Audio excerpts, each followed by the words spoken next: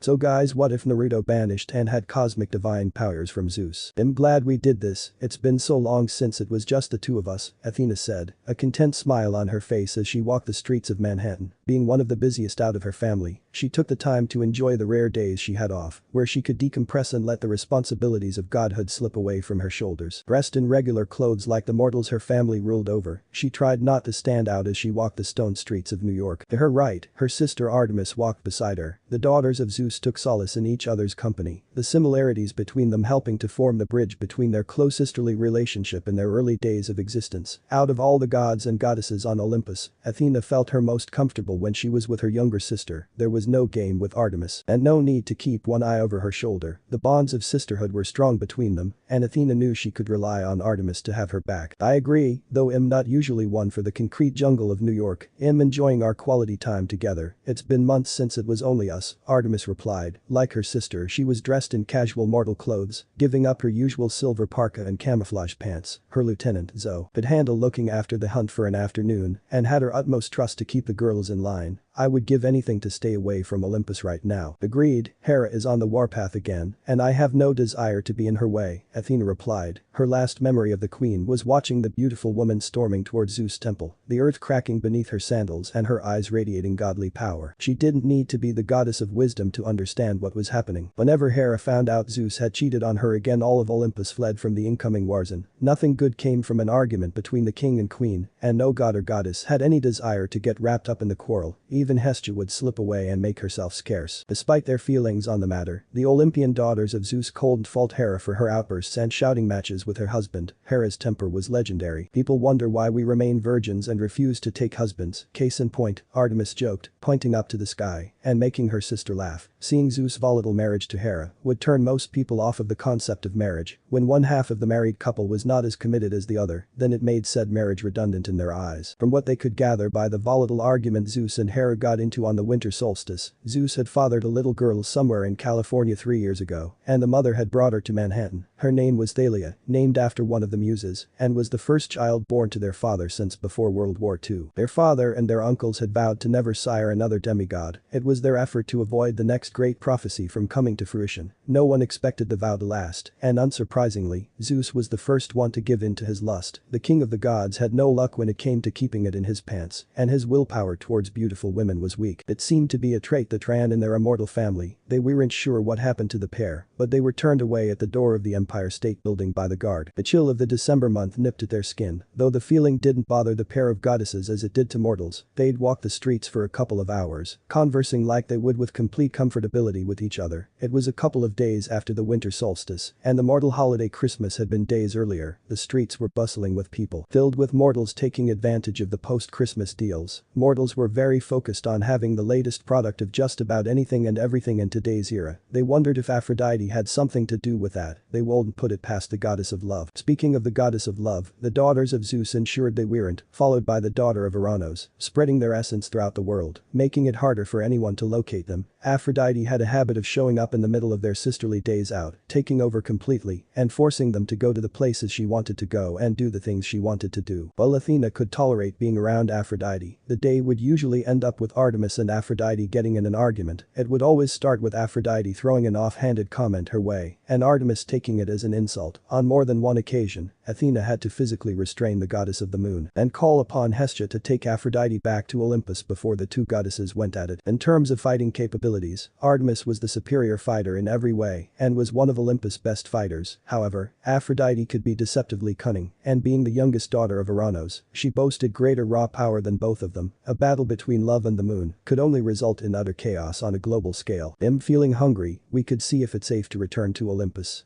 I bet we could convince Aunt Hestia to whip us up something. Artemis asked, a gleam in her eye. No one loved their aunts cooking more than Artemis. Athena thought about it. I could go for something, but let's stay in the city for now. I have no desire to run into Hera. Her father will be there for hours if they try to talk about their problems with us. Agreed, do you have anywhere in mind? Not particularly, perhaps we could. Athena started, but stopped when something caught her eye. What's that? Artemis hummed, turning in the direction Athena was looking in. They were somewhere in the West Village, and her sister's attention was solely on the small building that stood on the corner of 90th Bedford Street. It looked like any other building in the West Village, But the front of the restaurant on the ground floor stood out next to the gray-colored stone, in particular. The front of the building was made mostly out of glass, but was met by a bright orange frame and door that stood in the center of the building. An open sign hung behind the glass door and across the frame sat the name of the establishment, the Fox's Den. The Fox's Den? I've never heard of such a place. Neither have I, and I know every building and store in New York like the back of my hand. It must be new, Athena said back, her curiosity piquing. Shall we? Artemis made a motion with her hand, led the way, sister. Lead she did, with the two goddesses making their way towards the Fox's Den, interest piquing their thoughts. Well, for Athena at least. Artemis, on the other hand, was just hungry. She felt like she could eat course after course right now. The bell went off when they walked through the door, a shroud of warmth blanketing over them and making the sisters hum in content. It was well lit and open and appeared bigger than either anticipated. Along the wall on the right were a couple of booths, well more than a dozen round tables with comfy-looking chairs scattered across the room and next to the windows. The counter stood at the side with a swinging door leading into another room behind it, with a glass cabinet sat next to it. Inside, Artemis spied cakes and other delicacies of all shapes lined up neatly in multiple rows. The smell of rich and freshly made pastries wafted through the room, accompanied by a mix of coffee and chocolate. The delightful aroma made both women shiver in delight, reminding them of Aunt Hestia's treats back on Olympus. They quickly realized it was more of a cafe diner than a restaurant, but neither looked like they minded. Will this do?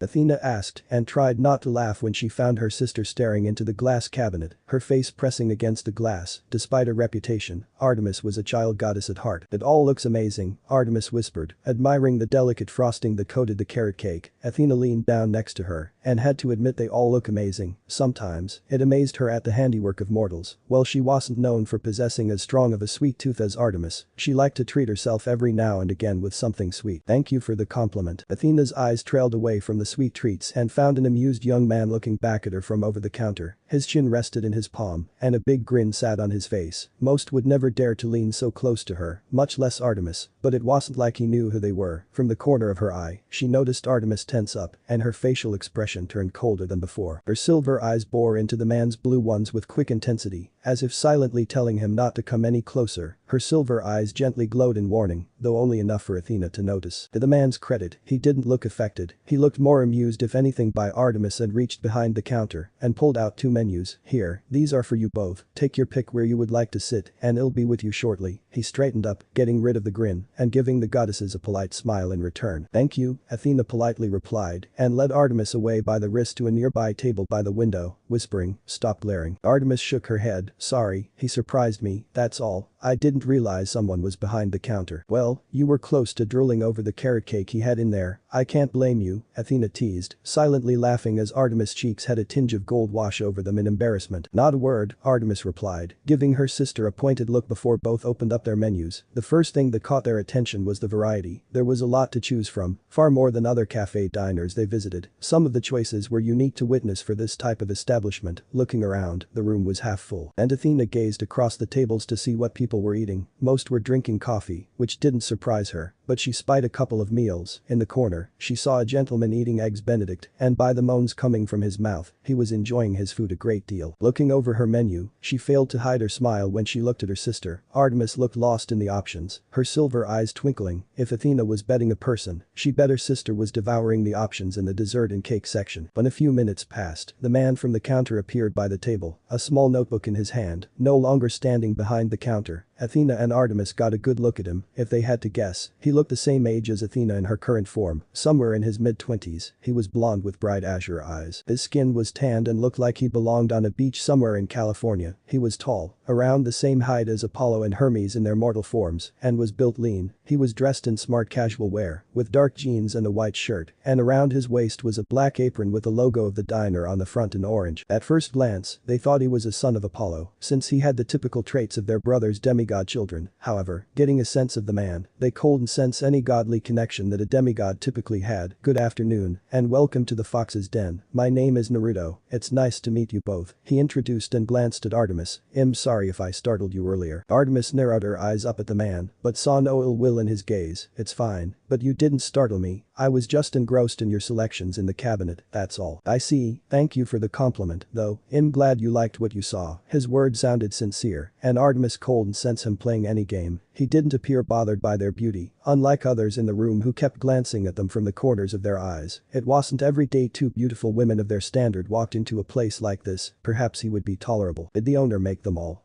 She asked, nodding in the direction of the cabinet. Most of them, yes, some came from the suppliers, but most of them are from my hands, he admitted. You're the owner? I am. Artemis didn't say much else. He felt her gaze linger on him before it slipped back to the menu. He took that as his cue to move on and turned to Athena. Naruto, you say?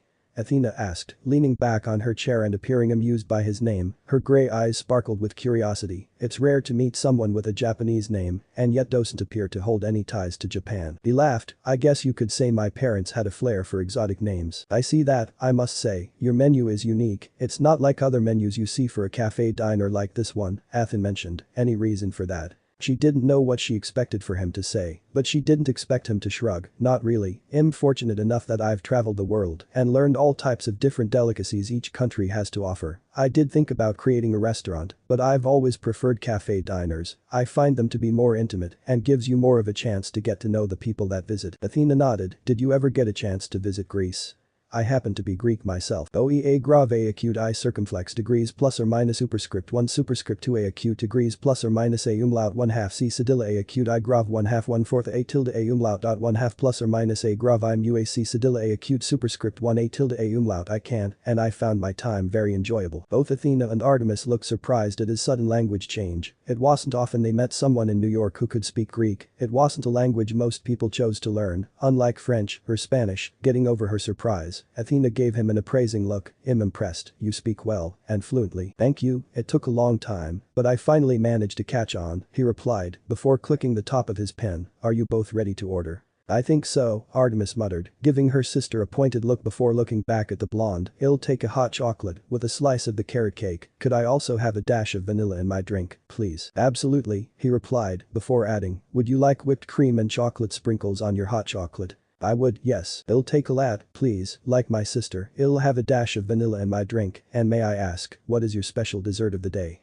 Athena asked, her interest peaked when she saw that little nugget on the menu. Of course, the speciality today is a lemon curd Italiano semifreddo, he told her and failed to hide his smile when he saw her eyes sparkle. She liked the sound of that. That sounds wonderful, I'll have that, please. Naruto nodded and wrote down the order. Absolutely, you're in luck, we ran out an hour ago. But I've got the next batch almost ready. It will take about 10 minutes if you don't mind waiting. It's proved to be very popular today. That would be fine. Athena nodded and watched him walk away. When he walked back behind the counter, she turned to her sister and noticed her silver eyes gazing straight at her. What?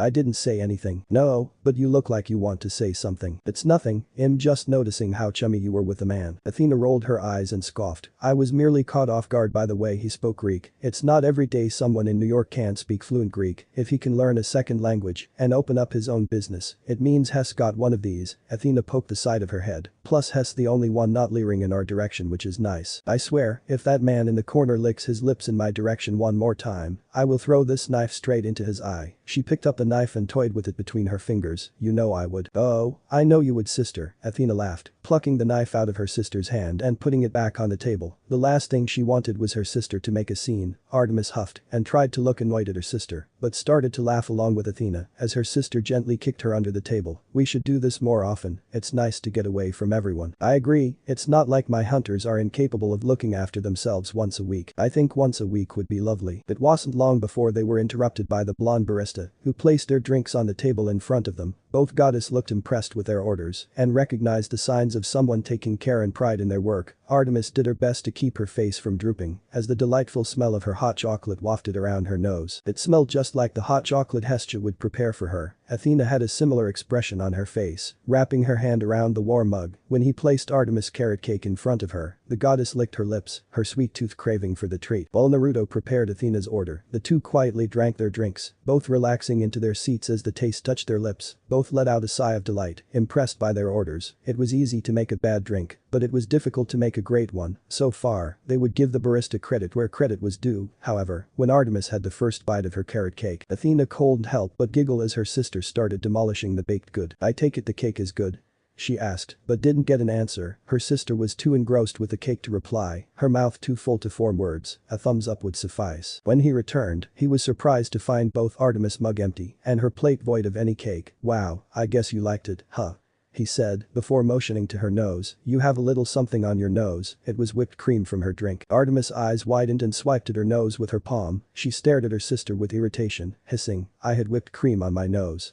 Why didn't you tell me?" Athena laughed to herself. "I thought you'd realize eventually," she teased, before noticing the plate in his hand. "For me?" He nodded. "For you, I hope you enjoy. Let me know if I can get you anything else," he told them, and started to leave before he saw Artemis looking his way. "Can I get you another drink?" "Same again, please, drink and cake," she said, making him smile and head back to the counter. She looked at her sister and noticed her looking down at the plate, her fork in hand. Artemis wasn't one to praise a mortal often, especially a male mortal. However, she had to admit the lemon curd Italiano semifreddo he made looked divine. It looked like something you'd find in high-class mortal society. Hell, it was something she imagined Hera serving at her temple. "Well, aren't you going to try it?" "I want to, but I feel like it would be a shame to ruin it," Athena whispered, admiring the delicate work that must have come with making it. She was no incredible chef like Hestia, Hera, or Grandmother Ray, but Athena occasionally liked to dabble in the kitchen the mortal way. She found there was something therapeutic about cooking, and she understood why so many mortals took it upon themselves to learn. It must have taken him years of practice to achieve such quality of work. It took a moment, but slowly Athena dug her fork into the lemon curd. The texture was light and fluffy, and she watched it jiggle around as she brought it up to her mouth. Taking a bite, Artemis watched as Athena fell back against her chair, her rhythmic breathing making her sister lean forward in anticipation. Judging by the expression on her sister's face, the dessert had gone over well. Her compassed elder sister rarely let her cool visage slip, always retaining a mask of dignity that kept her true feelings behind closed doors. Athena wasn't the kind of goddess that wore her feelings on her sleeve, but Artemis was one of the few that could see behind that visage. It was always a pleasant experience for the goddess of the moon to see her compassed sister drop all pretenses and enjoy something for what it was. Then, out of nowhere, Athena let out a loud moan of delight that caught everyone's attention. Okay, that might have taken it a step too far. The whole room fell quiet, and every mortal within the establishment, male and female, gaped and blushed in Athena's direction. Artemis cold stopped the flush of gold from lacing her cheeks. She gawked at her sister, looking between her and the plate. Even she wasn't that bad. It sounded so sexual. "Hey Athena. What in the name of Hades was that?" Humming to her senses, Athena cold stopped her eyes from widening. "It's not what you think." That was a lie and she knew it. The moment she realized what she had just done, Athena brought up her free hand up to her mouth in shock horror. She didn't dare look around the room at the gaping mortals, but the blonde owner was in her viewpoint and she could see his surprise and disbelief. "I can't believe I just did that," she thought. Never in her more than 4,000 years of existence had she ever publicly done something so candid. What made it worse was doing it in public. "What the hell is wrong with me?" She hid her face, the embarrassment worse than the time she tried to play the flute in front of the other gods. When he walked back over, Athena didn't dare look him in the eye. After he provided Artemis with her second round of orders, he stopped and whispered to Athena, "I'm glad you enjoyed it." He smiled politely, and before she could reply, he walked away. Oh God, what must he have been thinking? "Hey, Blondie," he stopped and turned around, and everyone looked towards an older woman who was sat a few tables over. She pointed at Athena. "I'll have what Shess having." Athena groaned and hid her face in her hands. She wished the earth would swallow her up for eternity. What a day. When the last customer left the fox's den, Naruto breathed a sigh of relief as swapped the open sign to close, seeking the comfort of the nearest chair. He finally had a moment to put his feet up and let the day wash over him. Whoever thought running a business would be stressful?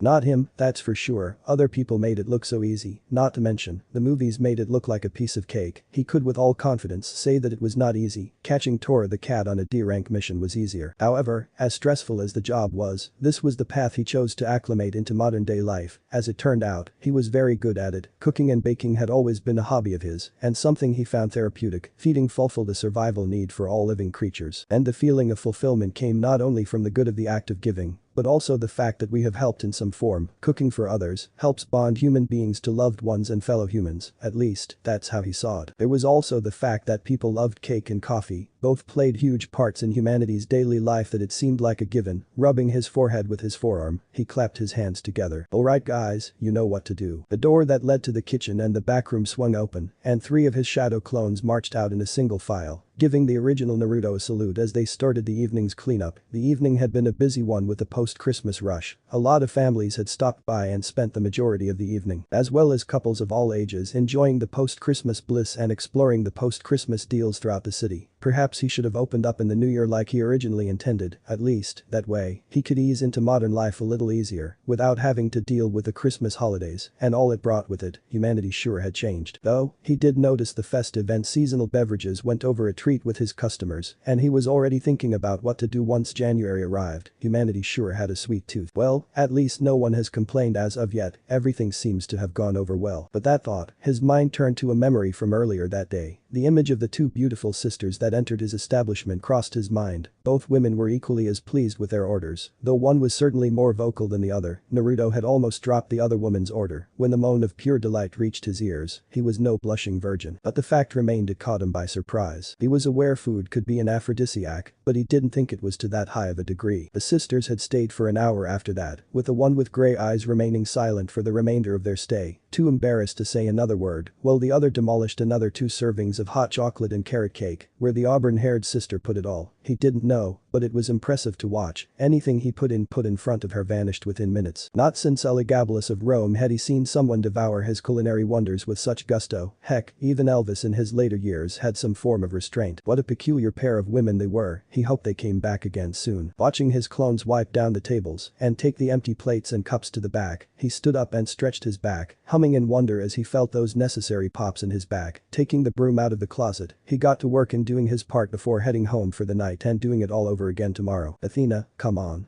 We need to hurry.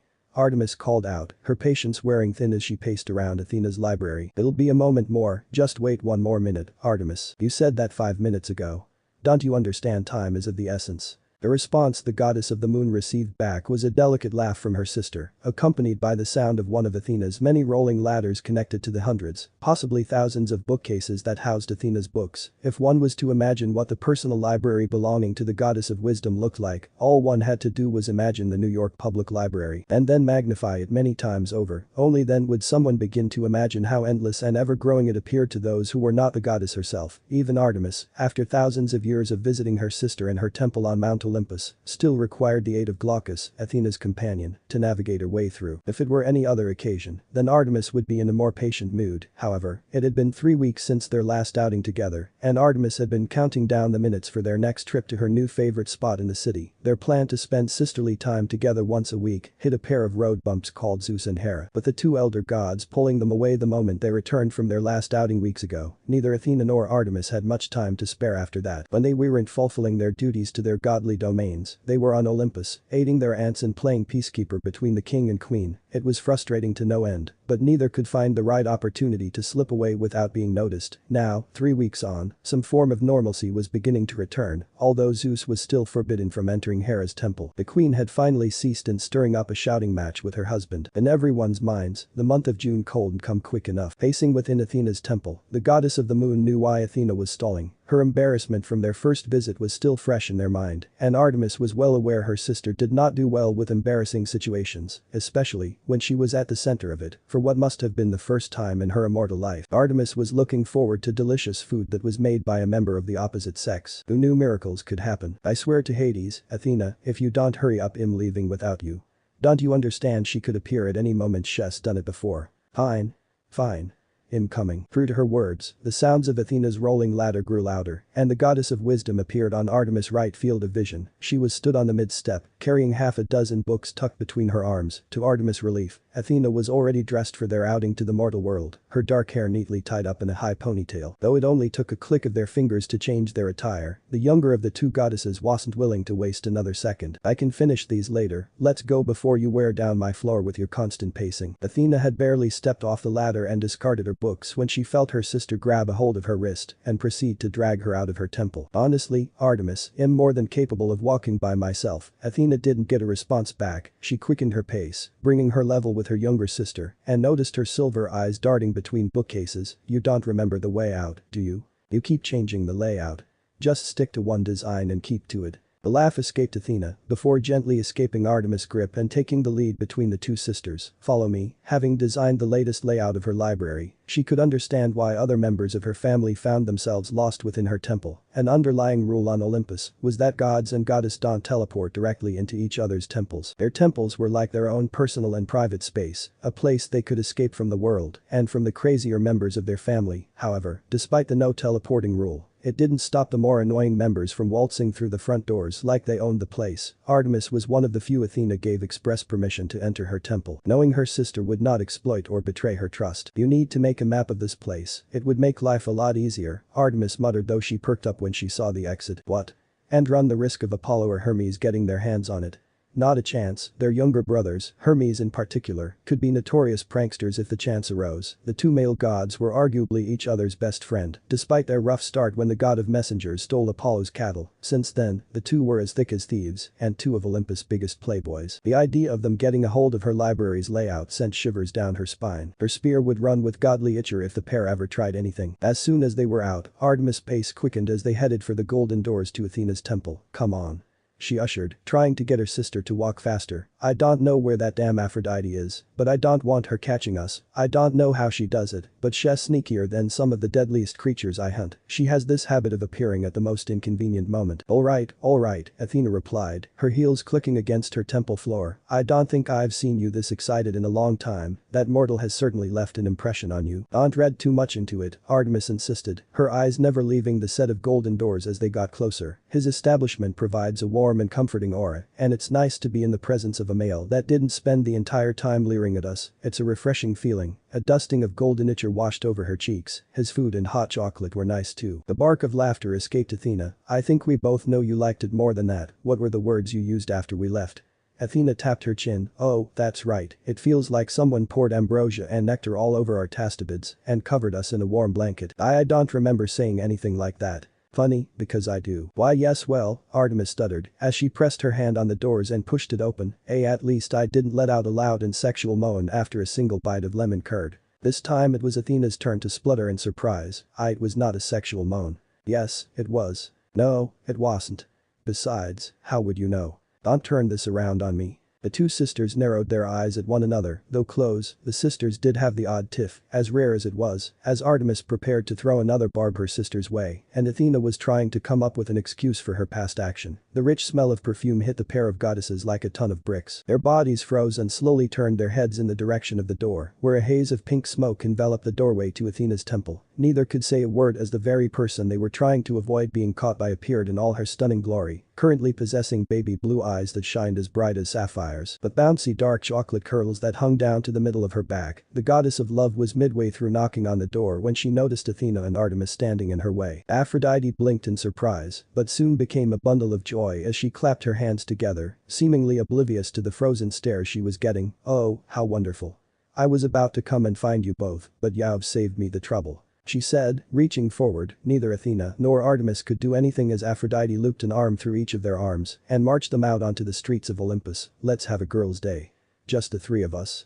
Won't that be terrific?" The goddess of love wasn't giving either of her fellow goddesses a chance to back out. This was happening whether they wanted it or not. As their senses returned to them, Artemis shot Athena a look of betrayal as she realized the predicament she was now stuck in. "I told you this would happen." All Athena could do was sigh and thank the fates that Aphrodite hadn't appeared seconds earlier. Stretching his arms out in front of him, the blonde owner of the Fox's Den found himself leaning against the counter as he stared out the window and across the street. Trying to repress a yawn from breaking out, he turned and looked across the inside of the den, taking in the people that were visiting. It had been a slow day compared to the last couple of weeks, but with Christmas over and children returning to school and adults returning to work, a routine was beginning to form through his weekdays. Saturday was always going to busy. All Sunday he was only open for half a day, even he needed a break and time to rest. Boy, the last hour is dragging. Right now, he was in the middle of the slow period. The afternoon rush during lunch had proven to be one of his business periods of the day, some opting to stay in, while others chose to take their food away with them and find a quiet spot to eat in solitude away from the bustling streets. It was a few minutes past 2, and the people slowly filtered out until the room was only a third of the way full. It wasn't that he wasn't enjoying the peace, but there was something about the pressure from the swarm of people all coming in at once that got his blood going. In the back room, he knew his clones were hard at work, at least, that's what he was hoping anyway. Even after all this time, his clones still had a habit of doing things their way when they got antsy, but those moments had become few and far between. These days, they did as they were told, and he was thankful for it. Noticing a hand waving at him from one of the tables next to the window, he smiled and walked over with his notepad and pen in his apron pocket. "Another black coffee for you, ma'am." he asked, watching as the young blonde woman stared down at the papers spread out on the table. From what he gathered, the young woman was in the middle of her training to become a teacher, math, if he remembered right, she'd come in 2 hours ago, during the lunchtime rush, and had yet to leave. Every time he looked her way, he found the woman biting down on her pencil, leaving tiny grooves in the wood. It looked like she was preparing for an exam, if the papers were anything to go by, with notes and scribbles covering the blank spaces. Yes, please, she picked the mug up and held in his direction, her eyes never leaving the paper. How are you getting on? I can't say math was ever one of my fortes. It's going fine, it'd be better with another cup of coffee though. One of his eyebrows went up, but he said nothing. Instead, he took the mug and went through with her next order. Despite professional courtesy, a small part of him was tempted to add a dash of chili sauce to the drink. Rude. As he fulfilled the order, little did he know, at that same moment a street over from the fox's den, the three goddesses of Olympus converged on its location. No. Machis is that way. Aphrodite pointed in the direction opposite to the way they were walking. I saw the most beautiful pair of Gucci heels that would look great on you, Artemis. Every woman needs a pair of knockout heels. Why couldn't Artemis understand everything she was trying to do was ultimately for the betterment of the moon goddess? Let me help you. Biting back a curse, Artemis pulled the struggling love goddess along the pavement, and I told you, I don't need a stupid pair of heels. I'll take a pair of sandals or combat boots at any time of the week. Besides, Athena and I already made plans before you stuck your nose in. But we no. Then, how no. Sighing, Athena turned and looked at the annoyed expressions on both goddesses' faces, though each for different reasons. Aphrodite, you don't have to stay, you can go, and Artemis and I will continue our day without you. Huffing in annoyance, Aphrodite yanked her arms out of Artemis' grip and crossed them against her chest. A pout appeared on her face, but she knew there was nothing she could do to change her fellow Olympians' minds. Fine, but this place had better be as good as you're making it out to be. It will be. It better. Aphrodite watched as Athena's and Artemis both suddenly stopped and stared up, coercing her to do the same. When she did, she found herself looking at the most sickly shade of orange she could imagine, with a name written across it, the Fox's Den. She turned her attention back to the two goddesses. This is where you wanted to go. If you want to go to a cafe, I know a great little place in Paris. It's a terrace cafe at the western end of the Isle de la Cite. No, this will do fine, Athena retorted, not allowing Aphrodite to usurp their day off. Before Aphrodite could reply, Athena cut her off. Aphrodite, trust me when I say you're going to like it here. Opening the door, Athena eagerly walked inside, the bell ringing off and followed closely by Artemis. Woe's tongue was poking between her lips when she spied the cakes through the window. Realizing it wasn't going her way no matter what, Aphrodite relented and followed after them. Fine then. She hoped it would be worth it. The second she stepped through the doors, her negative thoughts melted away as a wave of warmth covered her body like a warm comforter, and the rich smell of chocolate and coffee enveloped her senses. The delightful aroma forced Aphrodite to stop in her tracks and take a moment to bask in the glow she was feeling. Her eyes hovered across the room, taking everything in from the shade of the walls to the fixtures hanging from the ceiling. Oh, how quaint. She clapped her hands together, eliciting an eye roll from Artemis, though Athena seemed pleased at the reaction. It smells divine in here. I can see why you wanted to come here. Skipping forward, she mimicked Artemis' actions from the first visit and pressed her dainty hands against the glass cabinet. These look delicious. Proving her point, she licked her lips and tapped her fingers on the glass. As Olympus' leading authority on anything relating to chocolate and sweets, she was enjoying what she saw and smelled. Those eclairs looked to die for. Welcome back. The three heard. Looking over the counter, Aphrodite found herself locking eyes with another pair of bright blue eyes. As Naruto reappeared after returning from the back room, he wiped his brow and smiled at the three women and nodded his head towards Aphrodite. And you brought a friend. It's nice to meet you. Hello, handsome. Athena and Artemis' decision didn't seem like a bad one anymore. She understood why they were so eager. She would be too if he was the one serving them. Blonde hair and blue eyes, tall and lean, nice complexion, and works in a cute cafe.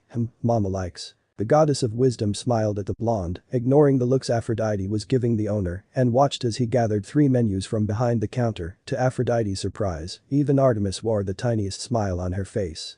Gone was the usual cold or indifferent mask she'd seen her fellow goddess wear when in the presence of a male mortal. What in the world? It's nice to see you again, Naruto, Athena said, accepting one of the menus as he held them out to the three goddesses. Not wanting Aphrodite to be aware of her nerves on returning to the establishment, Athena buried those feelings away and behaved as she typically would. We hope to come again sooner, but responsibilities tend to get in the way, you know how it goes. I sure do, and don't worry about it, he waved it off. Your table from before is free if you want it, or would you like to sit elsewhere? Scanning the room, it was Artemis that spoke. May we take a booth?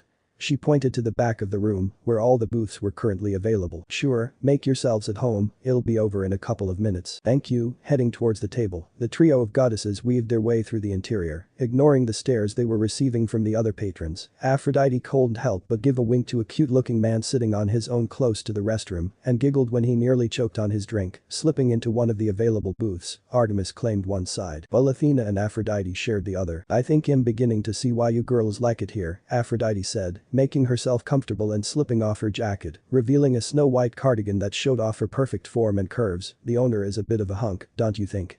Neither Athena nor Artemis replied, and soon, Aphrodite found herself holding back a giggle, amused at how serious they looked as they read the menu. What are you thinking, Artemis? Carrot cake again? Artemis shook her head. I'm not sure, it was heavenly last time, but I feel like I should try one of the others. Red velvet, maybe. There was too many to choose. That's a good one, though, it would be hard to beat Aunt Hestia's red velvet cake from 7 years ago during the summer solstice. That's what I was thinking, but I'm tempted. I think I'll pick a hot chocolate again, though. Artemis looked up from her menu, her silver eyes staring into Athena's gray ones. Are you going with a lemon curd again? Aphrodite noticed the thick gulp by the goddess of wisdom and watched her bring the menu up close to her face. And no, not this time. Besides, that was a special of the day. I doubt he will have it again. I might go for something a little different. Watching the back and forth, Aphrodite's lips formed a tiny O shape, listening to her fellow goddesses converse. She wanted to know what the fuss was all about. They talk as if it's the best thing in the world. Like many of Olympus goddesses, Aphrodite had wined and dined in the finest establishments humanity had to offer, whether it was the high society life of the rich and famous in Hollywood, New York, Paris, or London, and being catered to by the best chefs that ever lived. Aphrodite couldn't understand why Athena and Artemis were getting lost in the menu the way they were. Surely it wasn't that good. It was just a cafe diner in the middle of West Village. They weren't even on the Upper East Side. Not to mention no one in the world could compete with the delicious delicacies that Hestia, Hera and Mother Ray were known to create. It just wasn't possible. Opening up her menu, she scanned through the first page before her eyes widened. Wow. Look at that menu. There was so much to choose. Her favorite cafe in Paris didn't have a menu anything close to this. Oh. Today was going to be a good day. The table fell silent, each goddess finding themselves as wrapped up in what to choose as the other. Beneath the table, all three tapped their shoes against the hardwood floor as the choices ran through their minds. None of the three Olympians looked at each other, their eyes glued to the options. Athena had her eyes narrowed, Artemis was eagerly licking her lips, and Aphrodite was busy biting a nail. What to choose? As expected, after a couple of minutes passed, all three felt Naruto appear by their table, his notebook and pen in hand, and giving them all his trademark smile. Thanks for waiting, are the three of you ready to order? Looking around the table, the blonde owner turned to Athena, deciding to start with her, straightening her back. Athena cleared her voice. I believe so. She looked at the pair and saw them nod, though Artemis still looked a tad unsure. I'll take a latte please, though instead of vanilla, may I have a dash of cinnamon this time? She watched him nod his head and write the order down, and I remember seeing someone with eggs benedict the last time I was here. I'll have one of those, please. Absolutely, those are all great choices. When he turned to Artemis, the goddess appeared to have finally made her mind up. I'll take a hot chocolate, and this time, I'll get a slice of the chocolate coconut cake. Sure, what kind of hot chocolate would you like? I'm sorry. Artemis looked at the man in surprise and watched him scratch the back of his head. Oh, right, sorry, I forgot you haven't visited in a few weeks. I've added a couple of different types of hot chocolate besides the standard type you'd expect, and am waiting on the new menus to arrive. Would you like to hear them? Artemis said nothing and nodded. New types of hot chocolate.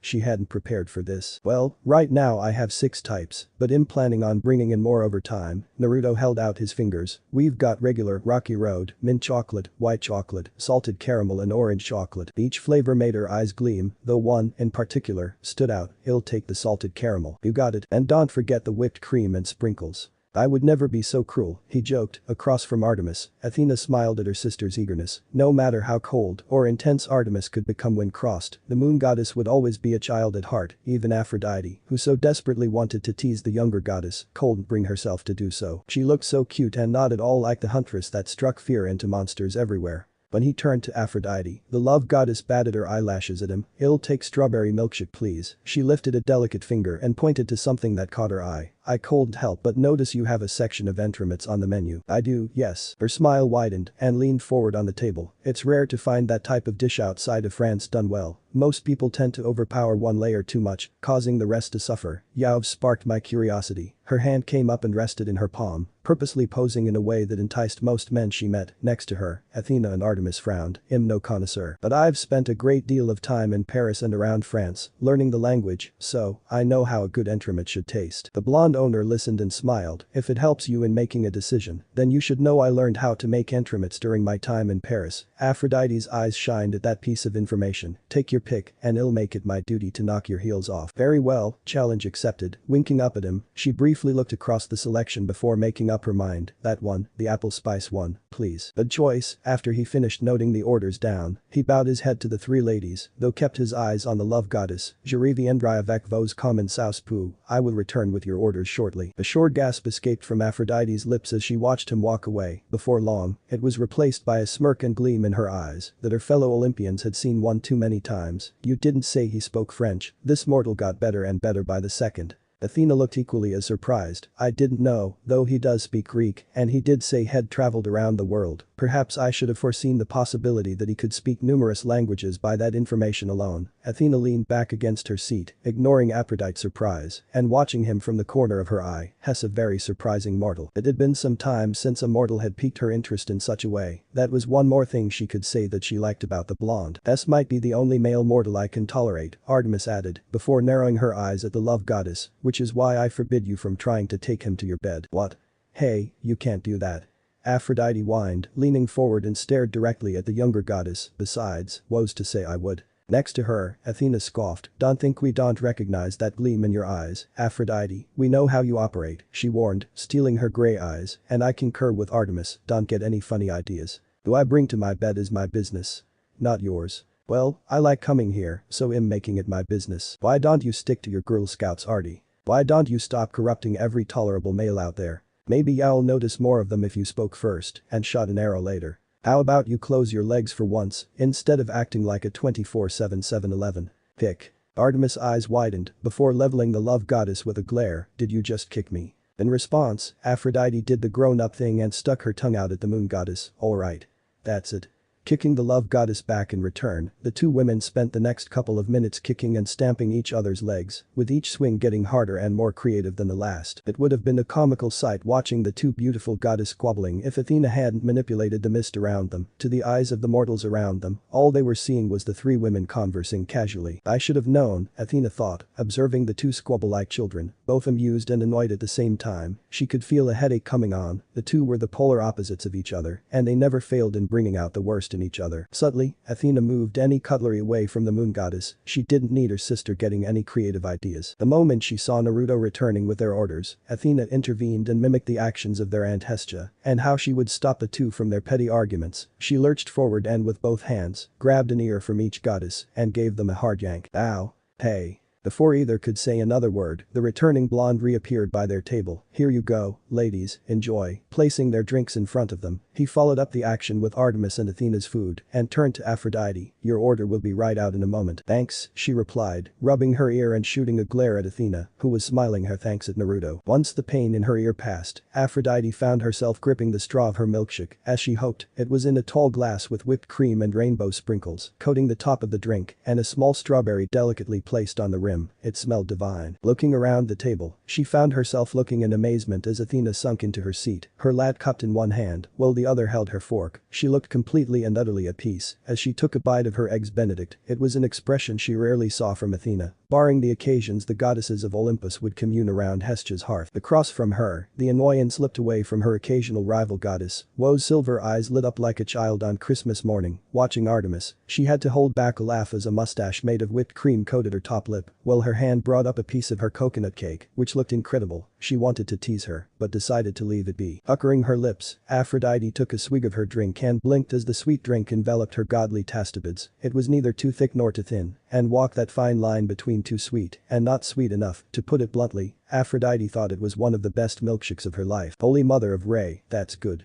She whispered, loud enough for Athena and Artemis to hear her, the former of who smirked as she enjoyed the taste of cinnamon in her lat. For the next minute, the three sat in silence, with Aphrodite swaying her legs from side to side beneath the table, her head resting in her palm as she relished in the taste of her milkshake. Oh, she was coming back for sure. She could see herself becoming a regular if everything was as good as this. She was so wrapped up with her delightful drink that she didn't even sense Naruto appear beside her and lay a plate in front of her. She was about to speak, but found her words lost on her as she gazed down at the plate. Oh my, enjoy. Walking away, Athena and Artemis looked up from their dishes, staring at the love goddess as she pushed her milkshake gently to the side, her hands clasping together as she stared down at her order. Neither woman could fault, since both looked as mesmerized at the sweet treat on the plate. Sat on the top of the incredible-looking orange-colored pastry was a spiral-shaped apple garnish and cinnamon sticks delicately leaning against the garnish, like before with the lemon curd. Athena and Artemis thought it looked like something Hera would serve at her temple. The queen of the gods only accepted the best of the best, and the apple spice entremet Aphrodite ordered looked like it belonged nowhere else. Wow, Artemis muttered, it looked amazing. It looks incredible, Aphrodite whispered, picking up her fork and digging into her sweet treat. Part of her didn't want to ruin the beauty of the dish. No one relished in beauty as she did. It was one of her domains after all. Slowly, she took a bite and fell back against her seat at the explosion of flavor. Her lips pursed together, and her fellow goddesses watched as her pupils exploded in a myriad of colors, like a kaleidoscope. I think that's one more person won over.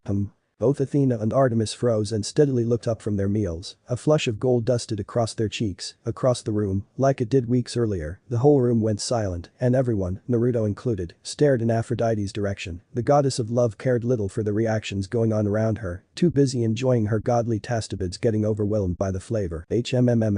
Artemis almost choked on drink. Oh no, not again. At least it wasn't me this time, Athena thought, her fork hanging in the air, watching Aphrodite dig into her meal like a woman possessed. She's worse than Artemis. Bits of mousse covered her lips, and crumbs covered the edge of her mouth. Both did nothing but watch as Aphrodite finished off the dessert in a matter of moments. If they weren't blushing from Aphrodite's reaction, they would have been impressed by how quickly she devoured the dessert. Even Naruto, who busy preparing another order, stumbled at how loud Aphrodite was being. Again?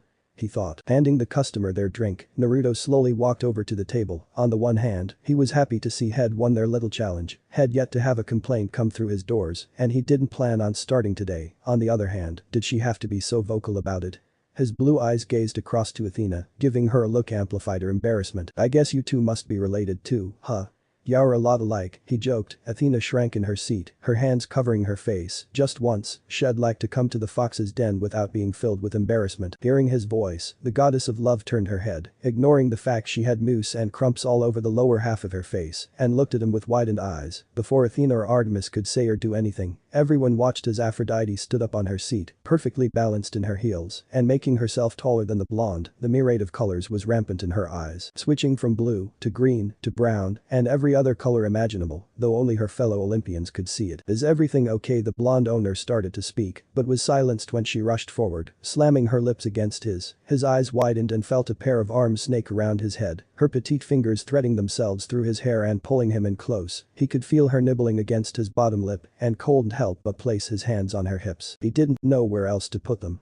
He could taste the apple and cinnamon from the dessert, along with the almonds he added to the mix. He wasn't sure how long he stood there, but he could feel the shocked expressions from his other customers staring at them. The clattering of cutlery dropping was a telltale sign. Aphrodite. That's the opposite of what we told you to do. Both Athena and Artemis lurched forward and grabbed the older goddess, pulling her back and forcing her back to her seat. Artemis looked as if she wanted to wring the love goddess's neck. This was what she was afraid of. You can't help yourself, can you?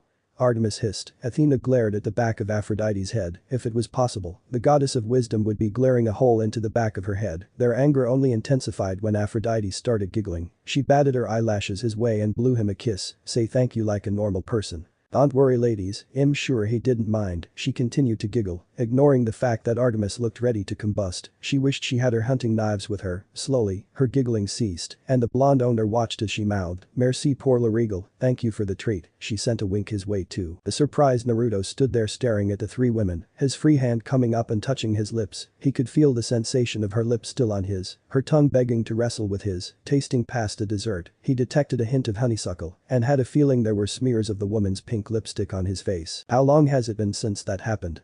He honestly couldn't remember. Behind him, the bell to the fox's den rang, and Naruto took that as his cue to turn around and leave, ignoring the woman's resumed giggling. He weaved his way through the tables and chairs, ignoring the stares sent his way, and returned to his spot behind the counter, trying to control the blush on his face. Welcome to the fox's den. Letting out a yawn, Naruto rubbed his face as he tried to wipe the sleep out of his eyes. Waking up at 5 am every morning had been a struggle initially, for as long as the blonde shinobi could remember, had never been a morning person, from his time in the academy to his days as a member of Team 7, and even during his tenure as the 7th Hokage of Hidden Leaf Village. Waking up at such an obscene time was a struggle. These days, being the owner of a cafe diner required him to open up hours before the rest of the world opened their eyes and get everything ready for the day that lay ahead. He didn't have the luxury of Kakashi-sensei, or later on, Hinata, to wake him up anymore. He could have made a shadow clone and have the clone do it, but he knew if he did that and remained in bed, he would do it every morning. He didn't want to fall into the trap of beginning a bad habit. It was the same reason he didn't use the Hiraishin to get to work. Besides, the walk from his home to the fox's den helped wake him up. It was Sunday, which meant he was only open until 2. After that, he planned on going home and sleeping the day away until it was time to restart his week all over again. Walking the streets at such an early time, it would always surprise him to see people much like himself, out and about already starting their day. The sun hadn't even risen yet, and the brisk chill of the air nipped at his skin, reddening his cheeks and the tip of his nose. He nodded his head at a passerby who was heading towards a nearby ops truck as packages of all sizes were being loaded on and off with great care. Ops.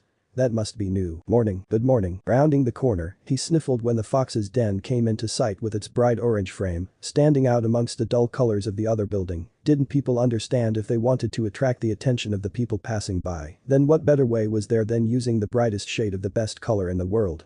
If nothing else, it would cause people to stop and look. Digging into his pockets and pulling out a key, he quickly entered the fox's den and locked the door behind him. Switching the lights on, he could still detect the lingering scent of chocolate and coffee from the day before. Shaking the cold away, he eyed up the coffee machine to warm him up as he removed his coat and hung it up in his office, which was nothing more than a little hole in the wall room where he could keep all the legal stuff and keep the computer. Crossing his fingers, he called out his trademark jutsu, Shadow Clone's Jutsu.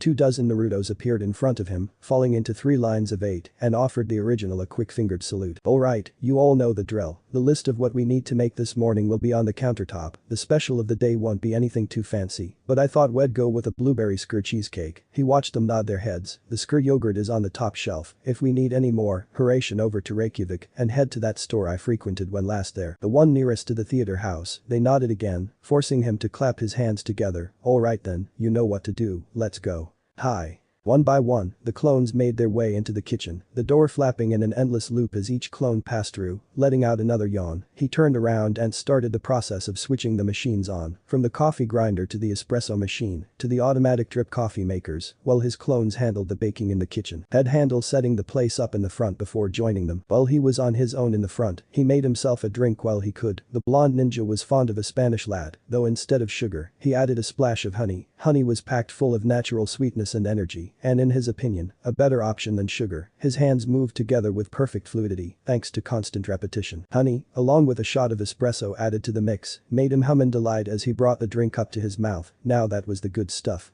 When he was younger, he never imagined anything coming close to his love for ramen. However, these days he couldn't imagine a morning without some form of caffeine to start his day. He had a couple of hours before he opened his doors to the public. Once open, he estimated he'd have around 10 minutes before the first batch of customers started filing their way in, likely for a takeaway order. Wandering the earth for as long as he had, the blonde owner of the Fox's Den had become good at reading people. He knew when to talk to his customers and when to leave them be and let them get on with their day. Disappearing once again into the back room, he returned moments later with a large cardboard box in his arms and placed it down on the counter. Unsealing the top, he got a glimpse of the inside. His new order of paper cups had arrived the day before, and like most things in his life, they were bright orange too. A majority of his customers during the morning rush took their orders away with them, and his paper cups were nothing more than the store-bought cups anyone could purchase. These new ones were ordered and designed for the Fox's Den, with a chibi-styled fox sporting 9 tails in the center drinking a coffee. There could never be too much orange in one person's life, not to mention, he came to accept it was the little things in life that kept him going. Who knew new paper cups would spud a smile on his face? He hoped Kurama didn't mind having his silhouette as the new logo for his business. His face if he saw these, he'd be so mad, he whispered, staring at the chibi fox on the cup and letting out a low laugh. He'd never forgive me for turning him into a cute cartoon. Knock. Knock. Knock. Blinking in surprise at the sound, Naruto turned around and faced the doorway and found himself staring back at a pair of blue eyes on the other side of the glass. Stood with one hand knocking against the glass was a man somewhere in his late 20s if he had to guess, and dressed up like a mailman, shorts and all. The man possessed dark curly hair poking out from beneath his hat with elfish features and looked like he was in desperate need of a good night's sleep with dark shadows forming beneath his eyes. It was even more evident when the man broke out into a yawn. The man then offered him a wave. Hey.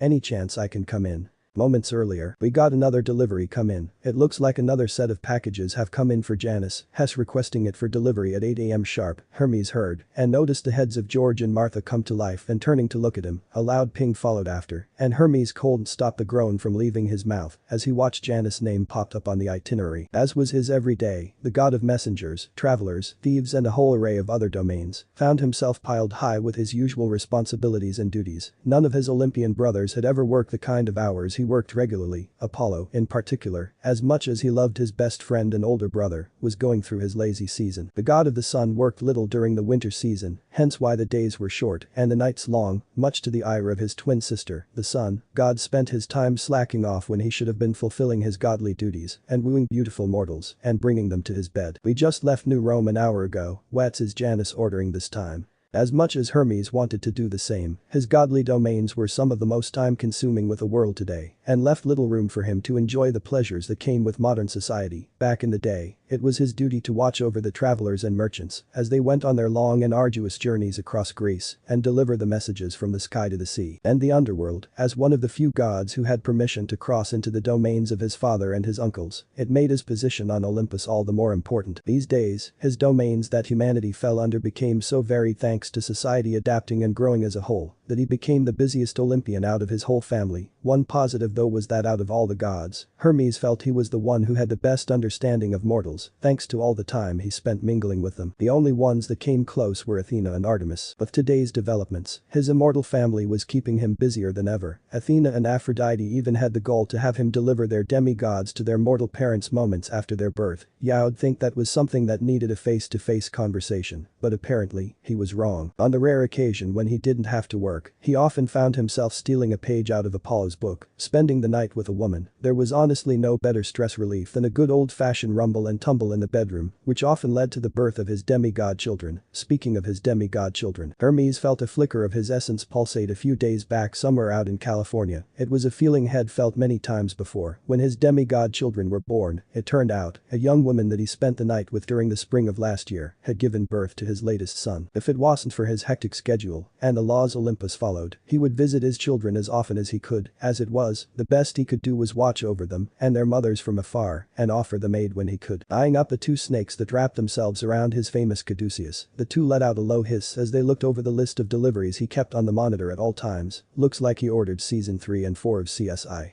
Crime Scene Investigation on DVD. What? He could have just snapped his fingers and made them appear if he wanted them so bad. Throwing his hands in the air, the son of Zeus glared at the monitor. "I swear to Hades, that damn border god is doing this on purpose. Just order from Amazon. Not me." We got another order coming in, this time from Dionysus. Hermes rolled his eyes. No, I know what that drunk is trying to get a hold of." He leaned forward and deleted the incoming order with a click of his fingers. Grabbing his notepad, he wrote down a short message for the god of wine, before clicking his fingers and sending it off to the wine god's residence at Camp Half-Blood. Ever since Dionysus made the mistake of chasing after a nymph that Zeus declared off limits, had been forced to remain sober and not touch any source of wine for 100 years, as well as run Camp Half-Blood, his punishment made his younger brother miserable. If he thinks him falling for his tricks, then think again. He forgets him the god of thieves. His brother would be angry, but he could handle Dionysus. Falling back against his seat, Hermes rubbed his eyes and couldn't stop the yawn from escaping his mouth. Gods, he was tired. The rest of his family didn't know how good they had it. "I need coffee, otherwise, I'm not going to make it." Stretching out his hand, a mug reading World's Best Grammar, a recent present from Apollo appeared. Coffee filled to the top inside. Giving it a quick sniff, he brought it up to his lips and instantly regretted it. Rolling down the window, Hermes spat the coffee out onto the street, followed soon after by the rest of the mug. As a god, he could make almost anything appear if he willed it so. All he had to do was picture it in his mind and will it to be. However, with food and drinks and other edible delicacies, said god had to have some skill over the art. He wasn't bad by any means and was known to treat his mortal lovers to a home-cooked meal from time to time, which made the food he conjured pretty good. His aunt Hestia and even his stepmother had given him their stamp of approval, yet, for some reason unbeknownst to him, Hermes could never make a decent cup of coffee. His was the most ridiculous thing. No matter how hard he tried, the Olympian could not crack the code after years of practicing. It was such a mundane thing, yet he failed miserably at it. If Apollo, Ares, or any of his brothers found out, they won't let him live it down. Feeling someone tapping his leg, Hermes glanced over at George and Martha, the latter of whom was trying to get his attention. "What? We can afford to take a short break. Why not make a stop and get refreshments?" "Oh?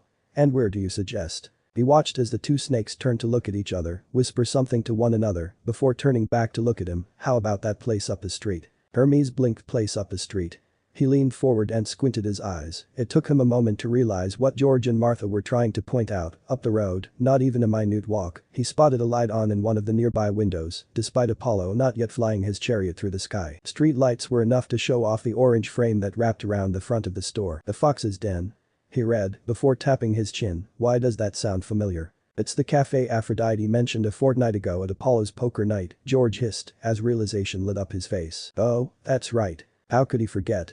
It was all Aphrodite went on about all night. After a while, Hermes, along with everyone else, had tuned out the love goddess, but some of what she said had filtered in. All he remembered her saying was that some hunky mortal made one of the most delicious strawberry milkshakes and desserts she'd ever tasted, and that it was so good that Olympus' most beautiful goddess rewarded the mortal with a big smooch in the middle of his establishment. It was so good that she dared to say it might be as good as the delicacies Aunt Hestia and Aunt Hera were known to create. If he remembered right, even Athena and Artemis enjoyed it. If his two elder sisters enjoyed something created by a male mortal, then he must have been good. They were notoriously picky and hard to please. Grinning, Hermes didn't hear what George and Martha said next. Before waving his hand and turning his caduceus to its phone form, the Olympian god was already on his feet, closing his truck door shut with newfound energy as he marched over to the Fox's Den. Well, let's go and see what the fuss is about. Present. Leaving the counter, the blonde owner of the Fox's Den walked closer to the door, gazing curiously at the man of the other side. Hey, I'm not open yet, and I won't be open for a couple of hours. He pointed to the clock behind on the wall behind the counter. Come back later, and I'll be happy to take your order. What hope he had that the guy would take his word and leave was proven false when the guy didn't move. Oh, come on.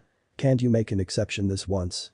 Hermes put his hands together in a prayer motion. I've been up for hours. I need a little pick-me-up, that's all. Rolling his eyes and feeling a headache coming on, Naruto took another step closer to the door. It was too early for this. Look, I haven't got much ready. I just walked through the door a minute ago myself. Why don't you go to Starbucks or something?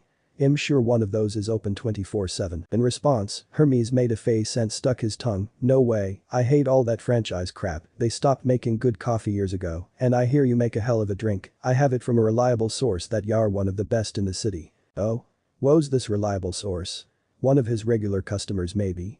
He wondered if one of those food critics stopped by. He thought he saw one stop by a week ago, taking notes on a little notepad and looking very up themselves. Every order sent his way, Naruto put a little bit of extra care into, resulting in the guy leaving with the biggest smile on his face. It was a good feeling watching his customers leave with big smiles on their faces. Hoping to get an answer, the blonde received a wagging finger in return instead. Ah.